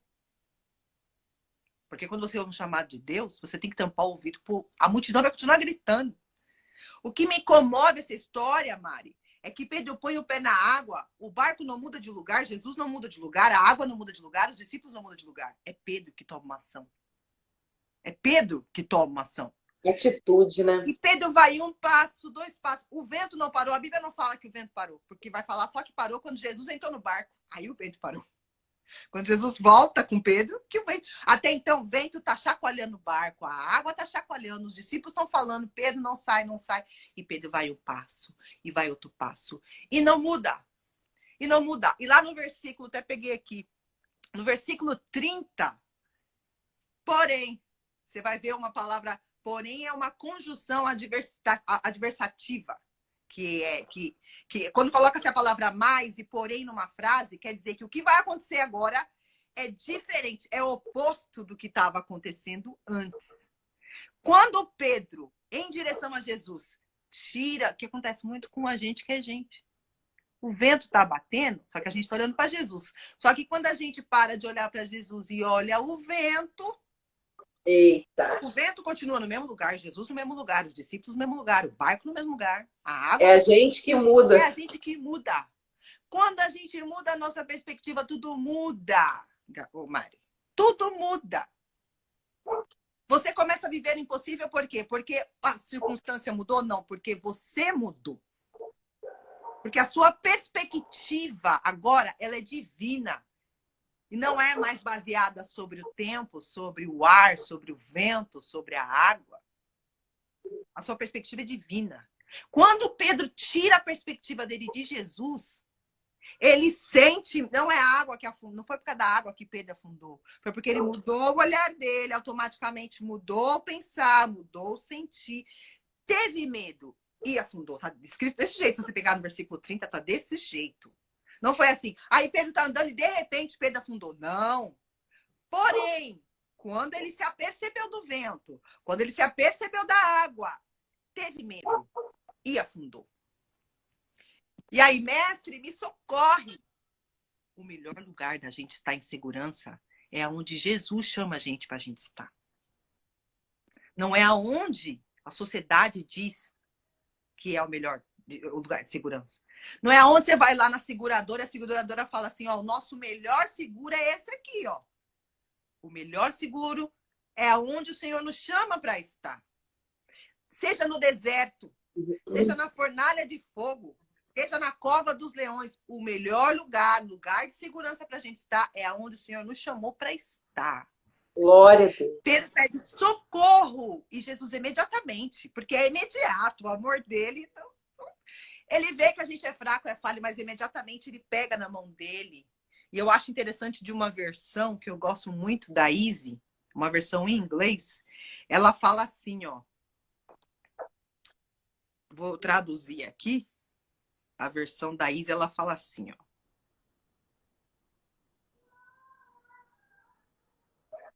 Imediatamente, Jesus pegou o Pedro pelas mãos, estou traduzindo, né? E ele disse para o Pedro, você deveria confiar em mim mais do que você está confiando, Pedro. Você deveria estar... você saiu do barco, você andou em cima da água. Será que você já não... será que você, Mari, você caminhou... O mais difícil fez. Exatamente. Será que você já não está vivendo no milagre? Por que agora um vento chamado coronavírus, um vento chamado pandemia, Eita, Jesus. um vento chamado crise financeira mundial, você já estava na fé há muito tempo, crente. Você já estava andando nessa água há muito tempo. Você não estava olhando para a água. A diferença era essa. Estava olhando Exatamente, você estava olhando para o autor e consumador da sua fé, Hebreus 12, 2. Por que você agora mudou? Você já viveu batalha? Você já venceu um câncer, mulher? Você já venceu esse marido que aceitou Jesus depois de anos que você chorou por ele, para ele se converter? Você já foi pro teu quarto, você já viu o céu descendo. Não tinha pastor lá, não, era você e Deus. O céu desceu no teu quarto. Você falou em língua estranha. Deus fez promessa para você no oculto, no profundo, que é só você e Deus sabe. Agora, o jornal aparece uma pandemia e você começa a afundar numa Tem muito crente afundando. Muito crente afundando. Sabe? Afundando na depressão, afundando no desespero. Como se antes Deus não tivesse entrado no controle antes. Como se Deus não tivesse cuidado. Quando estava com o dinheiro no bolso, você acha que era quem estava cuidando? Quando estava com saúde, você achava que quem estava cuidando? Então, porque você agora se debilitou, você acha que Deus também se debilitou? Olha, aos amados o Senhor dá para eles até quando eles estão dormindo, diz o salmista. O Senhor cuida de você quando você não está cuidando de você. O Senhor cuida de você de coisas que você nem sabe que você precisa. Você não sabe. Porque se a gente fechar o olho, a gente não enxerga nada. Olha a nossa limitação. Você fecha os seus olhos e você já não vê mais nada. Como que você pode saber do dia de amanhã? Mateus capítulo 6. O que eu vou comer, meu Deus? O suprimento está acabando no armário? O que eu vou beber? O que eu vou vestir? Não andeis ansiosos por coisa alguma. Olha os passarinhos, estão preocupados com o coronavírus? Não estão preocupados, não. Estão preocupados se tem roupa. Não tem armário com roupa guardando, não. O senhor, uma vez, quando eu mudei aqui para os Estados Unidos, sabe aquele aplicativo Pinterest? Você deve curtir aquele aplicativo Pinterest. Um aplicativo muito fofo para mulherada, né? No Brasil, eu fazia uma lista. Deus, eu quero essa roupa. Eu tenho ela até lá. Depois eu te compartilho. Eu quero essa roupa, eu quero essa também. Eu ia montando. O título da pasta é Meu Guarda-Roupa em Nome do Senhor Jesus. É desse jeito. Eu quero essa roupa. Eu não tinha nenhuma dessas roupas no Brasil. Não tinha condição de comprar. Mudei para os Estados Unidos. Mudei para uma rua que no começo dela tinha uma igreja. Que ela deixou de ser igreja. E ela só tinha doação de roupa. Ah, meu pai. O meu marido ganhava só para pagar aluguel. No outro quarteirão tinha um mercadinho de doação de comida e no começo da rua tinha uma igreja que doava roupa. Eu fiquei 1 ano pegando comida no armazenzinho de doação com muito amor, porque você vai quebrada. Quando você já passou nas lixas, você vai, oba, hoje é dia da doação, vamos lá, vamos ver o que tem. A doação, você achava que era fubá que dava na doação, era peixe, era camarão que dava na doação. Era verdura fresca, maçã boa para meus filhos comer. Na doação de roupa, a minha primeira doação foi um casaco preto, que ia até o pé, aqui é muito frio, da Michael Kors. Mas nunca que eu tenho condição de comprar um casaco desse. Lá na doação, Deus montou todas as roupas que eu colocava lá no Pinterest no Brasil, que eu era doida para ter, não tinha dinheiro para ter. Deus me preparou tudo na doação. Tá aqui meu guarda-roupa. Meu Deus! Tá aqui meu guarda-roupa, ó. Todinho de doação. Todinho de doação. Porque o lugar mais seguro de estar, Mary, é que nem quando Deus chama Abraão. Abraão, sai e vai. Para onde? Sai e vai. Só vai. Só vai, Abraão. E é o lugar mais Quem tem direção é ele.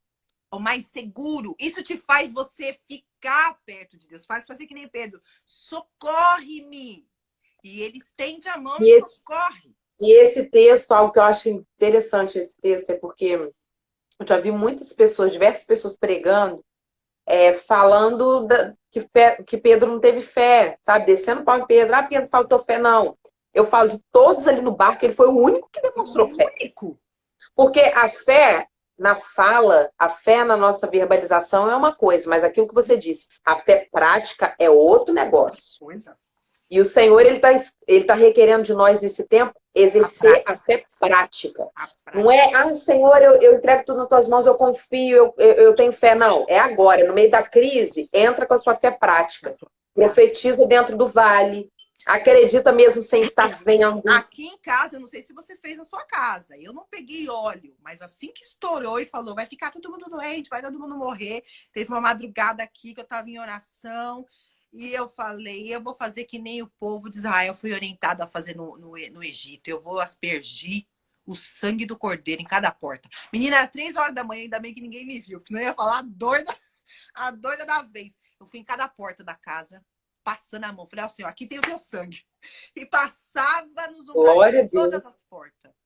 Aí teve uma cunhada minha que tava muito preocupada. Eu falei, Fia, vai lá na madrugada pra ninguém ver, pra ninguém achar que você tá doida, tá?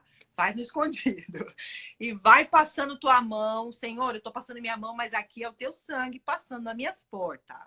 Nenhuma doença vai chegar na minha tenda. Nenhum mal vai... Gente, isso é Bíblia. A gente lê a vida inteira. Eu nasci, tem 38 anos de crente. E não vai pôr em prática? Vai esperar o quê pra pôr em prática? É igual eu falo. É na bonança que a gente põe em prática? Não, é na adversidade que a gente põe em prática. Não é esperar depois que a crise passar, é no momento da crise. É igual eu falo, a gente a nossa fé não isenta a nossa responsabilidade. Óbvio que nós temos que cumprir com as nossas obrigações. Higienização, máscara, evitar de ficar saindo, contato, enfim. Mas, é o que você disse, com tudo isso, o exercer da fé prática, a confiança em Deus, que é algo bem diferente do que você abrir de peito aberto e falar assim, como muito crente está se autoafirmando e está tentando até, né? Falando assim, vem, coronavírus não me pega, porque eu tenho Deus. Não, a questão não é essa. A questão é você ter confiança em Deus. E ainda que você pegue, é saber que Deus é na sua vida, isso basta. Porque eu falei em outra live, o crente ele não tem que ter nem medo da morte. Então, meu filho, tá tudo certo. É o pastor Leopoldo Ramos fala, pra mim, morrer é lucro e viver é Cristo. Então, tipo, toma lá da cá, é a mesma coisa. Você a questão quando Deus falar assim, ó, acabou sua missão. Gente, quando a gente entende, quando a gente caminha com Deus, e a gente começa a ter a perspectiva de Deus, a gente começa a entender um monte de coisa. A gente começa a entender que quando você vai no cemitério, quantos sonhos enterrados ali, Mary? Quanto ódio enterrado ali? Quanta vingança? Terminou aonde, Mary? Debaixo da terra, em lugar nenhum. Por que a gente fica se agarrando, se apegando, se fixando em coisas que a própria Bíblia vai falar ali em Hebreus capítulo 11, a essência da fé na Bíblia, que do nada Deus fez tudo. E que é pela fé que você entende isso. Quando você entende que do nada começou a ter as coisas, você entende que as coisas que existem, então, elas não são nada. Deus pode fazer existir e Deus pode fazer deixar de existir. E aí, quando fala em Mateus 6, busca primeiro o reino. Então, você olha para Jesus e você entende, tudo isso é nada. E Deus me chamou para viver nesse nada, no mundo. Deus tem um propósito para mim, como diz Camila Barros. Não sei se você curte. Deve curtir da sua terra. Olha, quando Deus falou para você nascer, Deus não botou você no mundo e ficou, deixa eu ver que propósito, que projeto que eu vou encontrar para a vida da Mari. Não, Deus tinha um propósito. Aí falou, deixa eu ver, Mari, é esse aqui. Esse é o seu propósito. Primeiro é o propósito. Depois Deus traz a vida ao propósito. Você, eu. Então você entende, eu tenho propósito, eu tenho a consciência de que pelo sacrifício de Cristo Jesus eu estou reconciliada com Deus, eu estou a fim de viver esse propósito, estou a fim de, é Jesus mesmo, então eu vou onde Jesus está me mandando ir. Por que eu vou ter medo de morrer, da doença, da ausência da questão financeira, sendo que eu estou dentro de um propósito que já não é meu? E o que resume... Não é meu propósito, não é meu plano. O que resume esse propósito aí que você está falando é algo muito, muito simples. Se dormimos e acordamos, Deus está conosco. Se dormimos e logo não acordamos, nós estamos com Deus. Não tem, sabe, não tem erro. Nós estamos com Deus de um jeito ou de outro. Então, assim... Tá valendo ainda, né? Dormiu, acordou, tá valendo ainda. E aí a questão de Pedro, igual eu estava falando do texto, muita gente não teve fé. Ele ousou o que ninguém mais ousou dentro do barco. Ele teve fé e muita fé.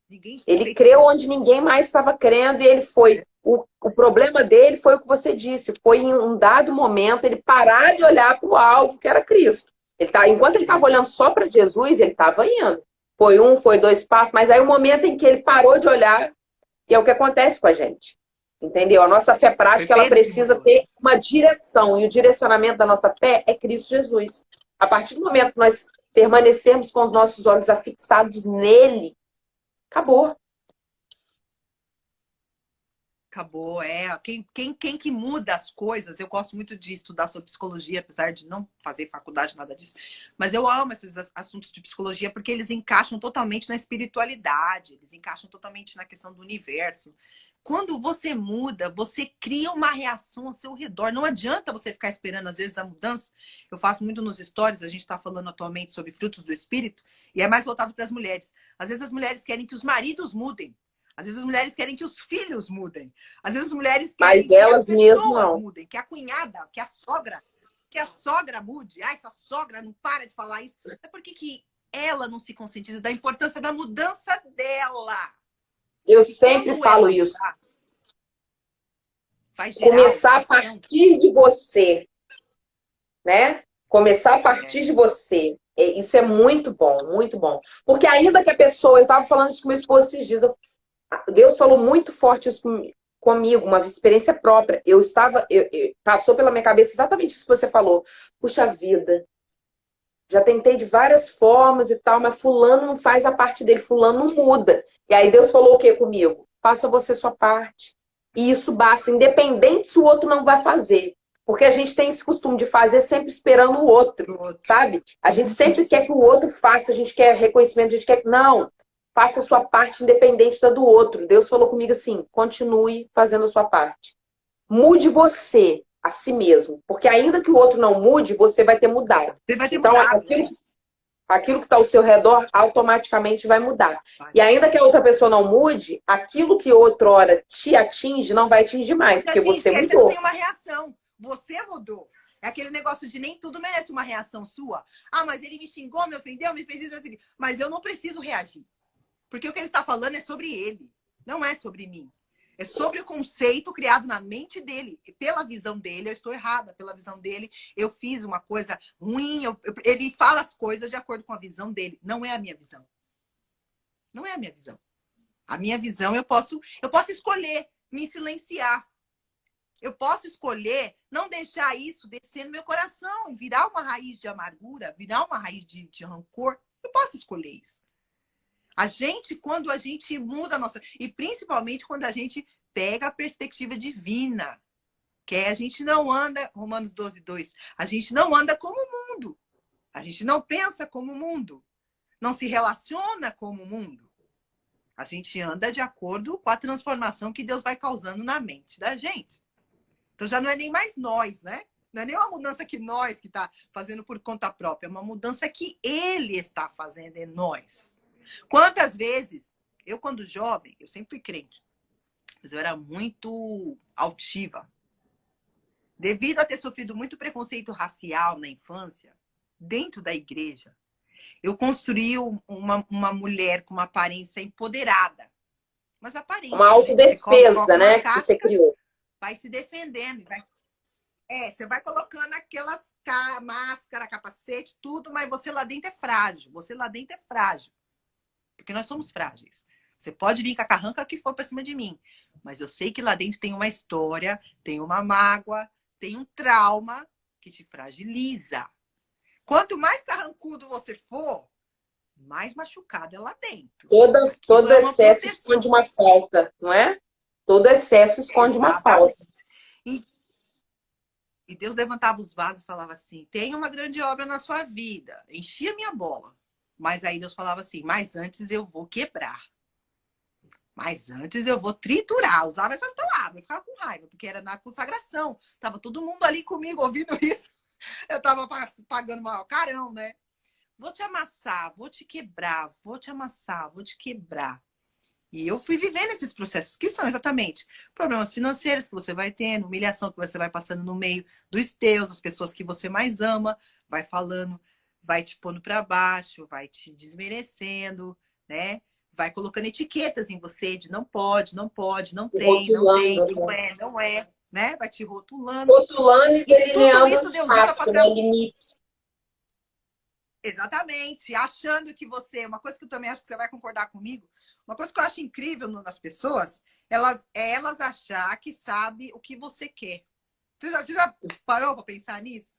Que tem gente que parece que sabe o que você quer. Você não falou nada e a pessoa tá falando, não, você devia fazer isso, Camila. Você devia fazer isso, Mary, já que você quer isso, isso e aquilo, né? É que nem quando os irmãos Jesus falam para ele, vai lá na festa. Vai lá na festa das barracas, porque já que você faz essas coisas que você faz, quem faz essas coisas que você faz quer se aparecer, quer mostrar, né? Então vai lá no meio do povo. Os irmãos dele nem sabiam da sua obra, da sua missão, da grandeza. Ele estava ali para morrer por eles, para salvar eles. E as pessoas são assim. Elas olham para você e falam assim, ah, Mari, já que você quer tal coisa, você devia fazer isso, isso e isso. Né? Só que Deus vai usando essa humilhação. Deus não desperdiça nada mesmo. Deus não desperdiça nada. Quando Josézinho, Zequinha ali é jogado no poço, Jesus falou, ah, vocês jogaram ele no poço? Tá, então eu vou tratar a Zequinha lá no poço. Porque Zequinha, com o manto todo bonitão, todo colorido de José, não pode sentar na cadeira de governo. Não pode. O Zequinha, ele tem que passar pelo poço, tem que virar escravo, tem que parar na prisão injustamente. O Zequinha precisa de todo esse processo. Aí, então, o Zequinha pode sentar na cadeira de governo. Você não pode sair debaixo da aba do pai e da mãe ali, que você é o queridinho, amadinho, preterido, e sentar na cadeira de governo. Não é assim com Deus. Não é assim com Deus. O lugar de segurança de Deus, eu acho, Mary, que é exatamente esse trajeto que nos leva até onde Ele quer fazer a gente chegar. Toda essa caminhada com Deus é o lugar de segurança com Deus. É o trajeto, é o caminho, é o dia a dia, é o propósito se desenvolvendo na vida da gente.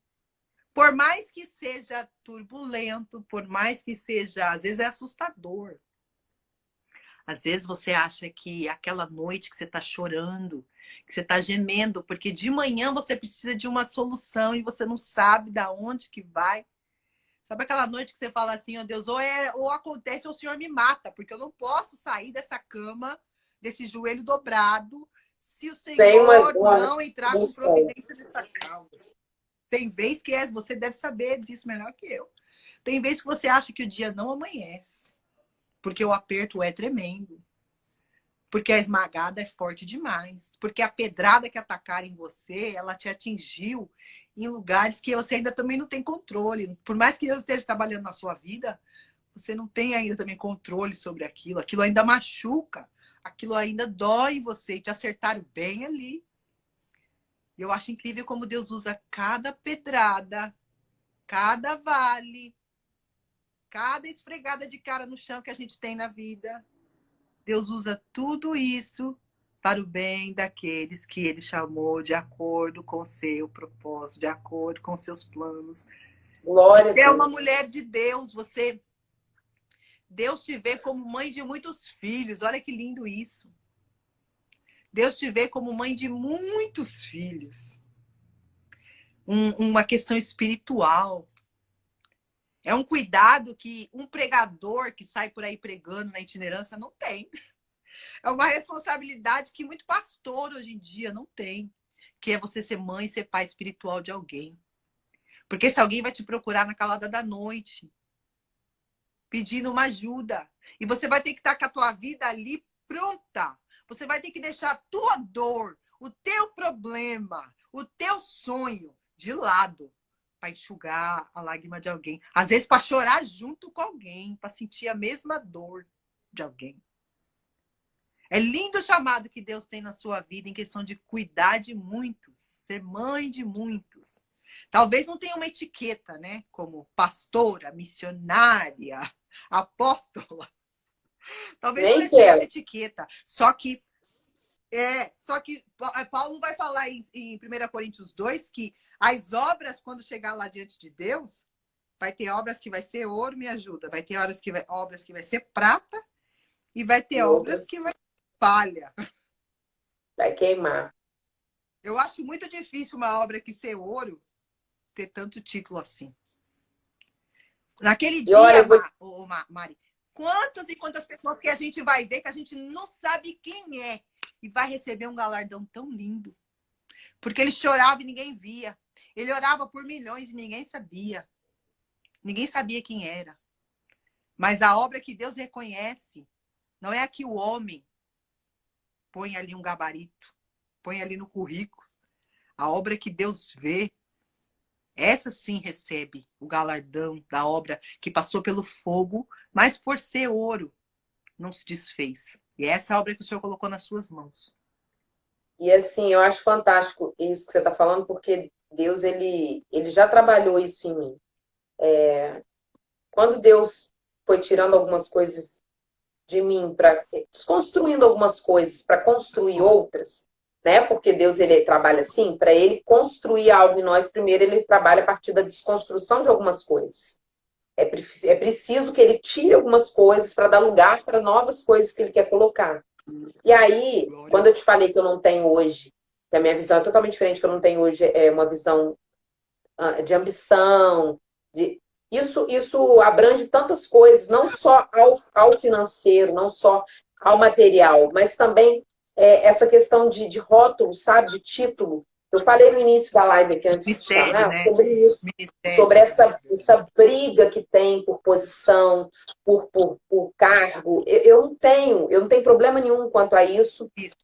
Eu já tive diante de uma consagração que eu não vi que era de Deus aquilo, e eu rejeitei, eu abri mão, e a pessoa falando, olha, se você aceitar, final do ano, eu te consagro a tal coisa, assim mesmo. E eu disse, não, me coloca como membro, eu quero ser membro da igreja e ponto.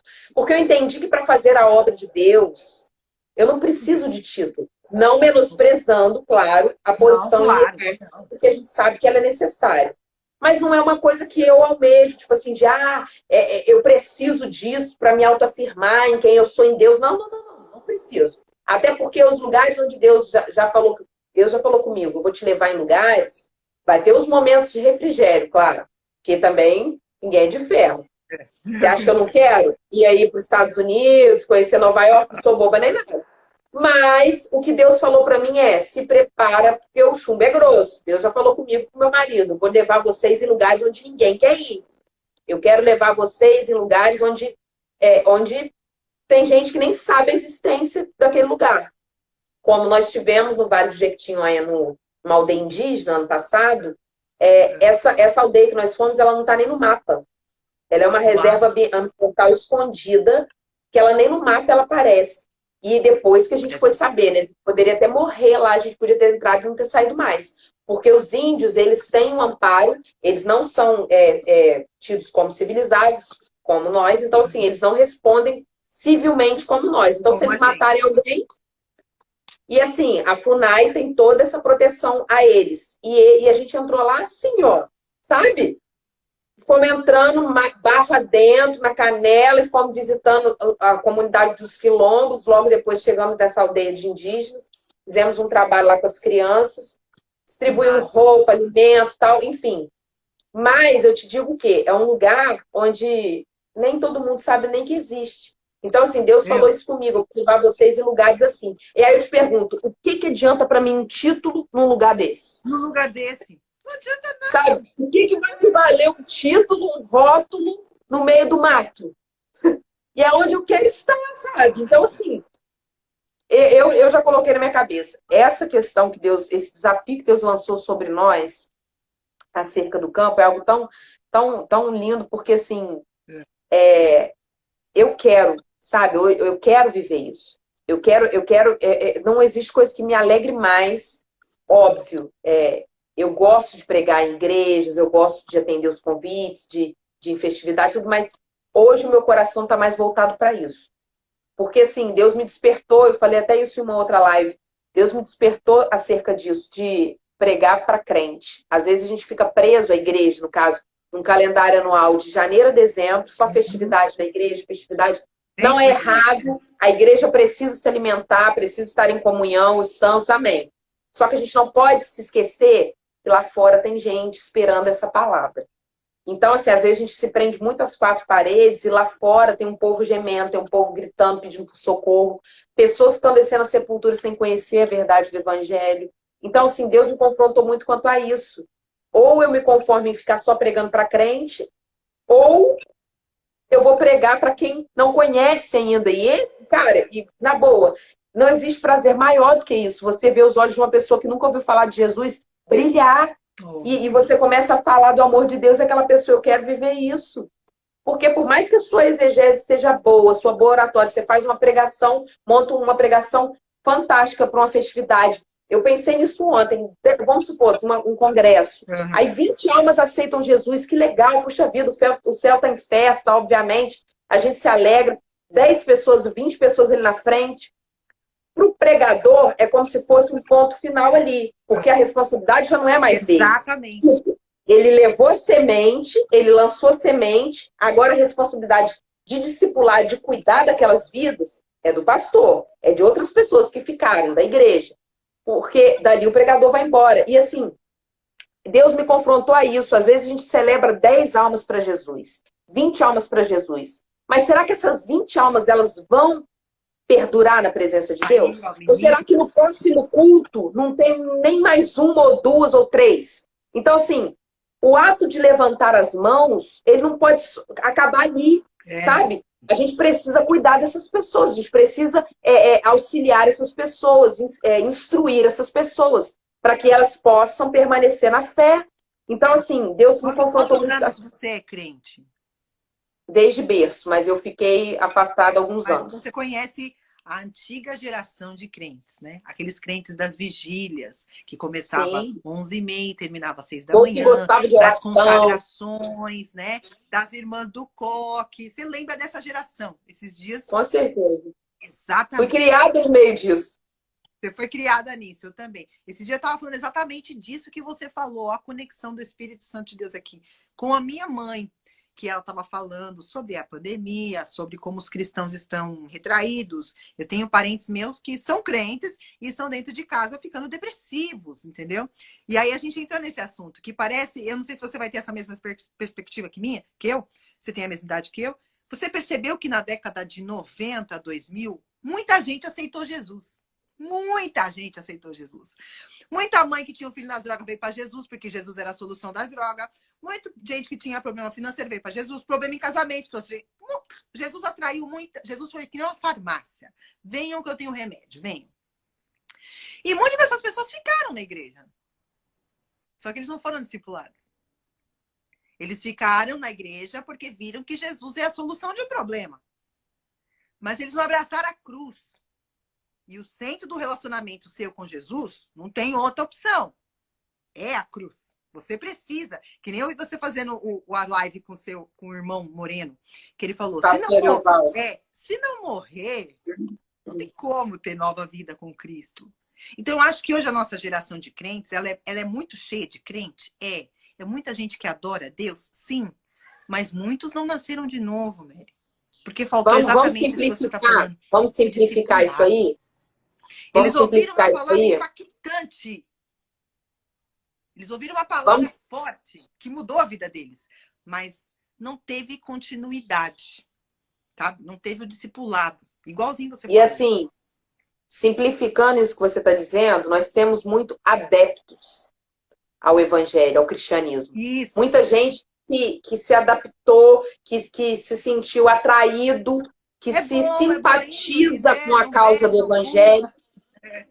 Não, se simpatiza com a causa do evangelho, mas ainda de fato não teve um encontro com Deus, não teve um relacionamento com ele, de fato, de verdade. Isso implica o quê? Na morte do velho homem e no nascimento do novo homem.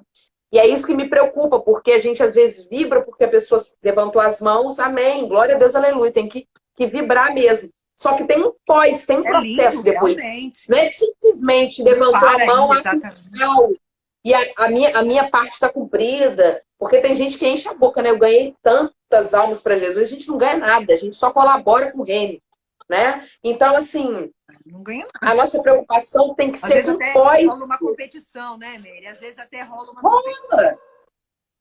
E aí eu vejo que falta essa preocupação com o pós. Eu sei que toda igreja tem o seu secretariado, que faz essa parte assistencial, ou pelo menos deveria, né? De visita, de pegar o nome da pessoa, de ir atrás. Só que eu digo assim, até mesmo nós que somos portadores da palavra, nós que pregamos, até mesmo quem prega itinerante, eu acho muito bacana as pessoas que são abertas a pessoas que procuram ela depois do culto, para uma oração, que procura na rede social para pedir um aconselhamento, porque aquilo não acaba ali no culto. E aí tem gente que, infelizmente, se acha, porque eu virei uma pessoa social, eu virei uma pessoa pública, e essa pessoa é quase que intocável, sabe? Ela não aceita receber mensagem de pessoas que ela não conhece, ela mal se relaciona com as pessoas, e isso, meu Deus, aí eu vejo uma divergência aí, né? Porque Cristo, ele dava essa total atenção. Então, assim, isso que você falou, eu vejo que vem de alinhamento. Eu vejo que vem de alinhamento que você falou, a minha vida, porque eu estou vivendo esse momento aí, sabe? Eu quero fazer Jesus conhecido para pessoas que ainda não o conhecem. Eu quero estar em lugares que vai me ressignificar como ser humano. Lugares que talvez eu nunca pensei em estar, que eu vou olhar para a minha realidade e vou falar, meu Deus, obrigada, sabe? Obrigada, porque às vezes, assim, igual eu falei, é necessário a gente ter um refrigériozinho, porque isso não é errado, você ir para um lugar legal, Deus tem isso passear, Só que a gente também não pode se esquecer daqueles que estão, sabe, nos lugares isolados, escondidos, esquecidos, sabe, desfavoráveis. A gente precisa assistir esse povo. Então, assim, eu louvo a Deus por Deus ter colocado isso no meu coração, porque eu quero estar no meio desse povo. Eu quero estar no meio desse povo. Ser mãe, esse chamado de ser mãe, você vê, tem tudo a ver com o que você está falando. Porque você tem o bebê, você fica 9 meses, tem aquele... Você se relaciona com seu filho. E aí Deus te chamando para ser mãe de multidões, mãe de muitos filhos. Então você vai ser... É lindo, porque cada vida, você vai passar a vida e vai receber a vida dele. Você vai ensinar e vai aprender, entendeu? Então você vai discipular, vai falar de Jesus para pessoas que não conhecem, mas vai acompanhar a vida delas, né? São seus filhos. Glória a Deus pela sua vida, pelo seu chamado, pelo seu clamor às nações e incentiva, ver você falando, incentiva nós. Muda também nosso jeito de olhar e focar no reino, na sua essência. Que a essência de Deus a essência do buscar de Deus é Deus buscando o homem. Deus querendo trazer o homem, a humanidade para perto dele, que se perdeu por causa do pecado. E você é ferramenta, você, como diz Helena Raquel, é flecha na mão do valente. Meu Deus. Vai atingir o alvo, né? E eu conto com as suas orações, em nome de Jesus, porque eu oro muito a Deus, sabe? Eu peço muito a Deus que Deus nunca deixe que... E eu acho que é por isso que ele já tem isso comigo, de me levar para, como eu te disse, para lugares desfavoráveis, esquecidos, porque eu sempre peço nas minhas orações a Deus nunca deixar que a soberba venha, sabe? Que a altivez venha, porque isso é o declínio, a ruína para qualquer ser humano. Então, assim, a gente vive em uma linha muito tênue que a gente precisa ter muito cuidado. Isso todos nós, do orgulho, né? Porque isso faz parte da natureza caída, né? Da gente querer se exaltar. Porque eu... Ainda mais quando você prega e vê que o Deus mover de Deus, aí você se envaidece. Quem nunca passou por isso é mentira falar que não. É uma guerra constante do espírito, né? Contra a carne, porque a carne quer que você pense, não, você é bom mesmo, você é cara, E aí o Espírito Santo diz, né? Não, diminui aí, porque quem faz sou eu, quem opera sou eu, em mim é todo o operar e o efetuar. Então, assim, eu não tenho essa pretensão de rótulo, de título, como eu te falei.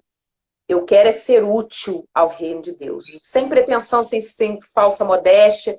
Deus conhece meu coração. Então, as minhas orações é sempre isso. Senhor, me quebra, me diminui, me amassa, mas não me deixa ser altiva, sabe? Achar que alguma coisa vem de mim porque não vem. É tudo dele, tudo para ele. E outra, para eu chegar, no pouco que eu cheguei, que eu ainda sei que não é ainda tudo que ele tem para mim.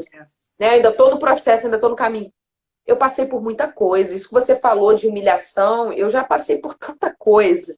Que eu falo assim, ontem eu assisti uma aula da pastora Helena Raquel, eu falei, que aula, meu Deus. Ela falando sobre a parte ali da circuncisão, de cortar o prepúcio, ela estava falando sobre os 3 níveis, né? De sangramento contínuo, de quem diz que não sente nada também, que é a pessoa que se coagula muito rápido, e a pessoa que alcança verdadeiramente o nível de maturidade, que é o período do 8º dia. É uma pessoa que ela vai sentir o corte, mas ela vai cicatrizar, ela vai ter um poder de cicatrização. Então, assim, é muito forte o que ela falou ali. E dentro disso que ela falou assim que Deus, ele prova em níveis maiores de dor quem já alcançou a maturidade, porque tem a capacidade de cicatrização. E aí eu falei, meu Deus, olha eu aí, por quê? Menina, eu já passei por coisas, por palavras que eu ouvi, que hoje eu falo assim, gente, se não fosse Deus na minha vida. Eu olho amigas minhas, outras pessoas que me procuram muito com aconselhamento em questão de problema emocional, depressão e tudo. E às vezes, eu tinha um problema com isso, porque eu queria ser, eu tinha essa mania, Deus me corrigiu nisso, de querer fazer autocomparação. Tipo assim, a pessoa vinha com o problema dela, que aos meus olhos eu achava algo tão insignificante, tipo assim, não acredito que a pessoa tá querendo se matar, tá com síndrome do pânico por causa disso. Tipo assim, uma coisa pequena que aconteceu, ou que ouviu, ou tal. E aí eu pensava assim, porque eu sou forte nessa área, eu achava que todo mundo tinha que ser. Aí já é um erro, porque nem todo mundo tem a mesma estrutura. E aí Deus foi falando comigo, olha, você é você, fulano é fulano, e não é porque você aprendeu a ter resistência que você é melhor do que o outro que não tem. Talvez você é frágil em uma área em que ele é forte. Então, tem essa balança, tem essa medida. Então, aí eu comecei a entender que eu precisava ouvir as pessoas e saber respeitar as histórias delas sem querer me compará-las a mim. E aí eu comecei a entender, eu falei, meu Deus, é verdade. Olha quanta coisa o Senhor me deu graça para suportar e para passar. Palavras que talvez se fossem outras pessoas não teriam resistido. Eu já fui muito humilhada em questão no meio familiar, tá? Com palavras e que pessoas que eram próximas a mim falavam assim, como é que você consegue conviver? Não acredito que você ainda vai no Natal na casa de fulano. Você não tem vergonha na cara. Não. Sabe o que acontece? Deus não deixava eu criar raiz de amargura. E eu te falo com toda certeza que eu tô te falando, não era eu, não era de mim, Mariane. Era Deus. Porque assim, parecia que eu tinha até um lápis de memória. Acontecia, eu sentia, eu ficava mal, eu chorava. Daqui a pouquinho, quando eu procurava, cadê o negócio? Já era. Estava livre daquilo, eu nem sei te explicar como. Eu não tinha rancor, e aí daqui a pouco a pessoa, se não viesse reconhecer e pedir perdão para mim, eu mesmo criava uma situação e já ia me aproximando de novo. E eu já ouvi N vezes pessoas falando assim, nossa, mas você é sem vergonha. A pessoa te humilha e você tá falando com a pessoa. Mas não é, porque eu comecei a entender que eu tenho que buscar ter o caráter de Cristo. Então, assim, a família, a gente tem que aprender a relevar muita coisa, porque é família. Entendeu? Então, assim, eu já passei por muitas humilhações, muitas coisas que eu ouvi, que se não fosse a graça de Deus, eu não teria suportado. Então, assim, eu vejo que isso tudo é um trabalhar de Deus, é um moldar de Deus no nosso caráter para a gente poder se sustentar diante das grandes adversidades que estão por vir. E aí, para a gente encerrar orando, Êxodo 33:14 vai dizer assim, a minha presença irá contigo e te darei descanso. Oh, glória! Nós aprendemos a ter a suficiência que a presença de Deus, ela nos oferece. A presença de Deus, ela nos transmite paz, segurança, provisão, proteção. Ou seja, nós temos tudo o que precisamos em Deus. É o Salmo 23, quando fala assim, o Senhor, durante muitos anos, a gente entende que o Senhor é meu pastor, então automaticamente nada me faltará. Mas não é assim que se lê esse salmo. Esse salmo é assim, o Senhor é meu pastor e ponto final. É assim que você lê. O Senhor é meu pastor. Eu já falei sobre isso. Aqui, eu falei sobre isso uma vez.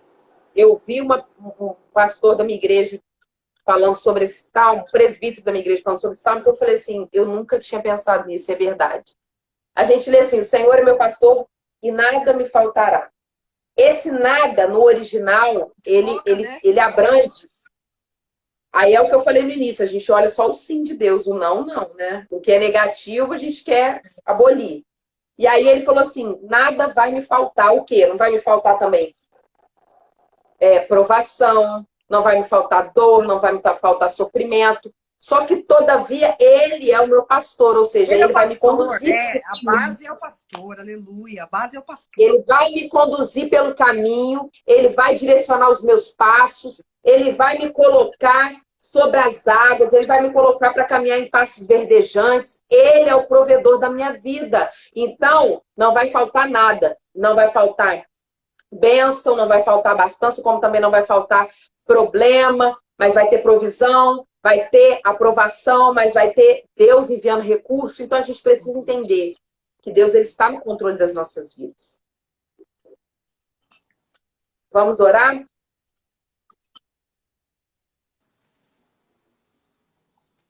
Vamos orar? Vamos orar. Deu uma travadinha aqui, mas já voltei, graças a Deus. Pode Senhor, orar é aí. realmente o nosso ponto de equilíbrio. Equilíbrio, ele é o a nosso nossa segurança. foco, né? É o Glória a Deus por isso. Ó Senhor, nosso Deus, nosso Pai. Soberano Deus, Eu eterno. te agradeço por esse momento, porque esse momento não é em vão, Deus. Esse momento não é desperdiçado.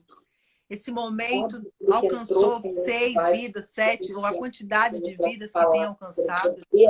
A sua palavra é uma semente, Deus.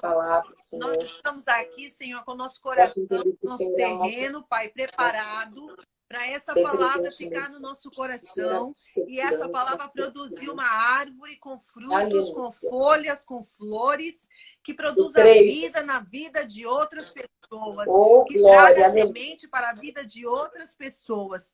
Senhor, eu oro pela vida da Mari, eu não conheço a Mari, mas o Senhor conhece ela. Ela é minha irmã em Cristo, faz parte do mesmo corpo em que o Senhor é o cabeça. O Senhor tem um chamado na vida da tua serva. Pai, guia ela em tudo, de segunda a segunda, 24 horas por dia. Guia tua casa, guia teu marido, guia tua filha, guia tua mãe. Senhor, a igreja em que congrega, as pessoas que estão ao seu redor.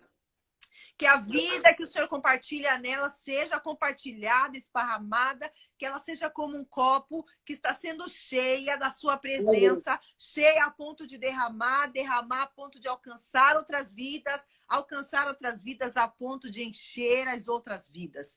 Que o Senhor abençoe esse tempo que nós estivemos aqui juntas, em comunhão, em conexão espiritual, em harmonia.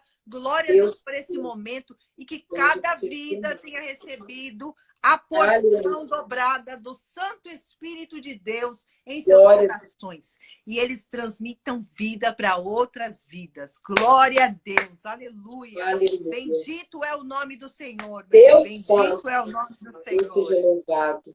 Amém. Minha amiga, muito obrigada. Foi um prazer estar aqui com você. Deus abençoe sua vida, sua casa. E prontamente orar para que Deus prepare um momento para a gente estar junto. Em nome de Jesus. Amém? Amém. Obrigado por esse privilégio. É um privilégio muito grande para mim.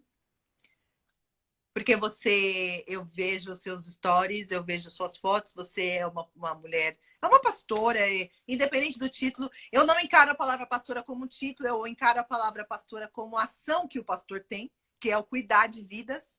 Isso significa pastorear, né? Então, você é uma pastora, uma mulher que tem muitas pessoas para cuidar, e olhou para a gente aqui, humilde, pequena, e deu oportunidade para a gente estar conversando esse papo super gostoso, super agradável, que foi uma benção. E eu já oro ao Senhor para... Me deu um gift, me deu um presente. Já oro ao Senhor para que Ele prepare um momento para nós estarmos juntas. E que Deus abençoe, tá? A sua casa, a sua família. Travou? Amém. Recebo.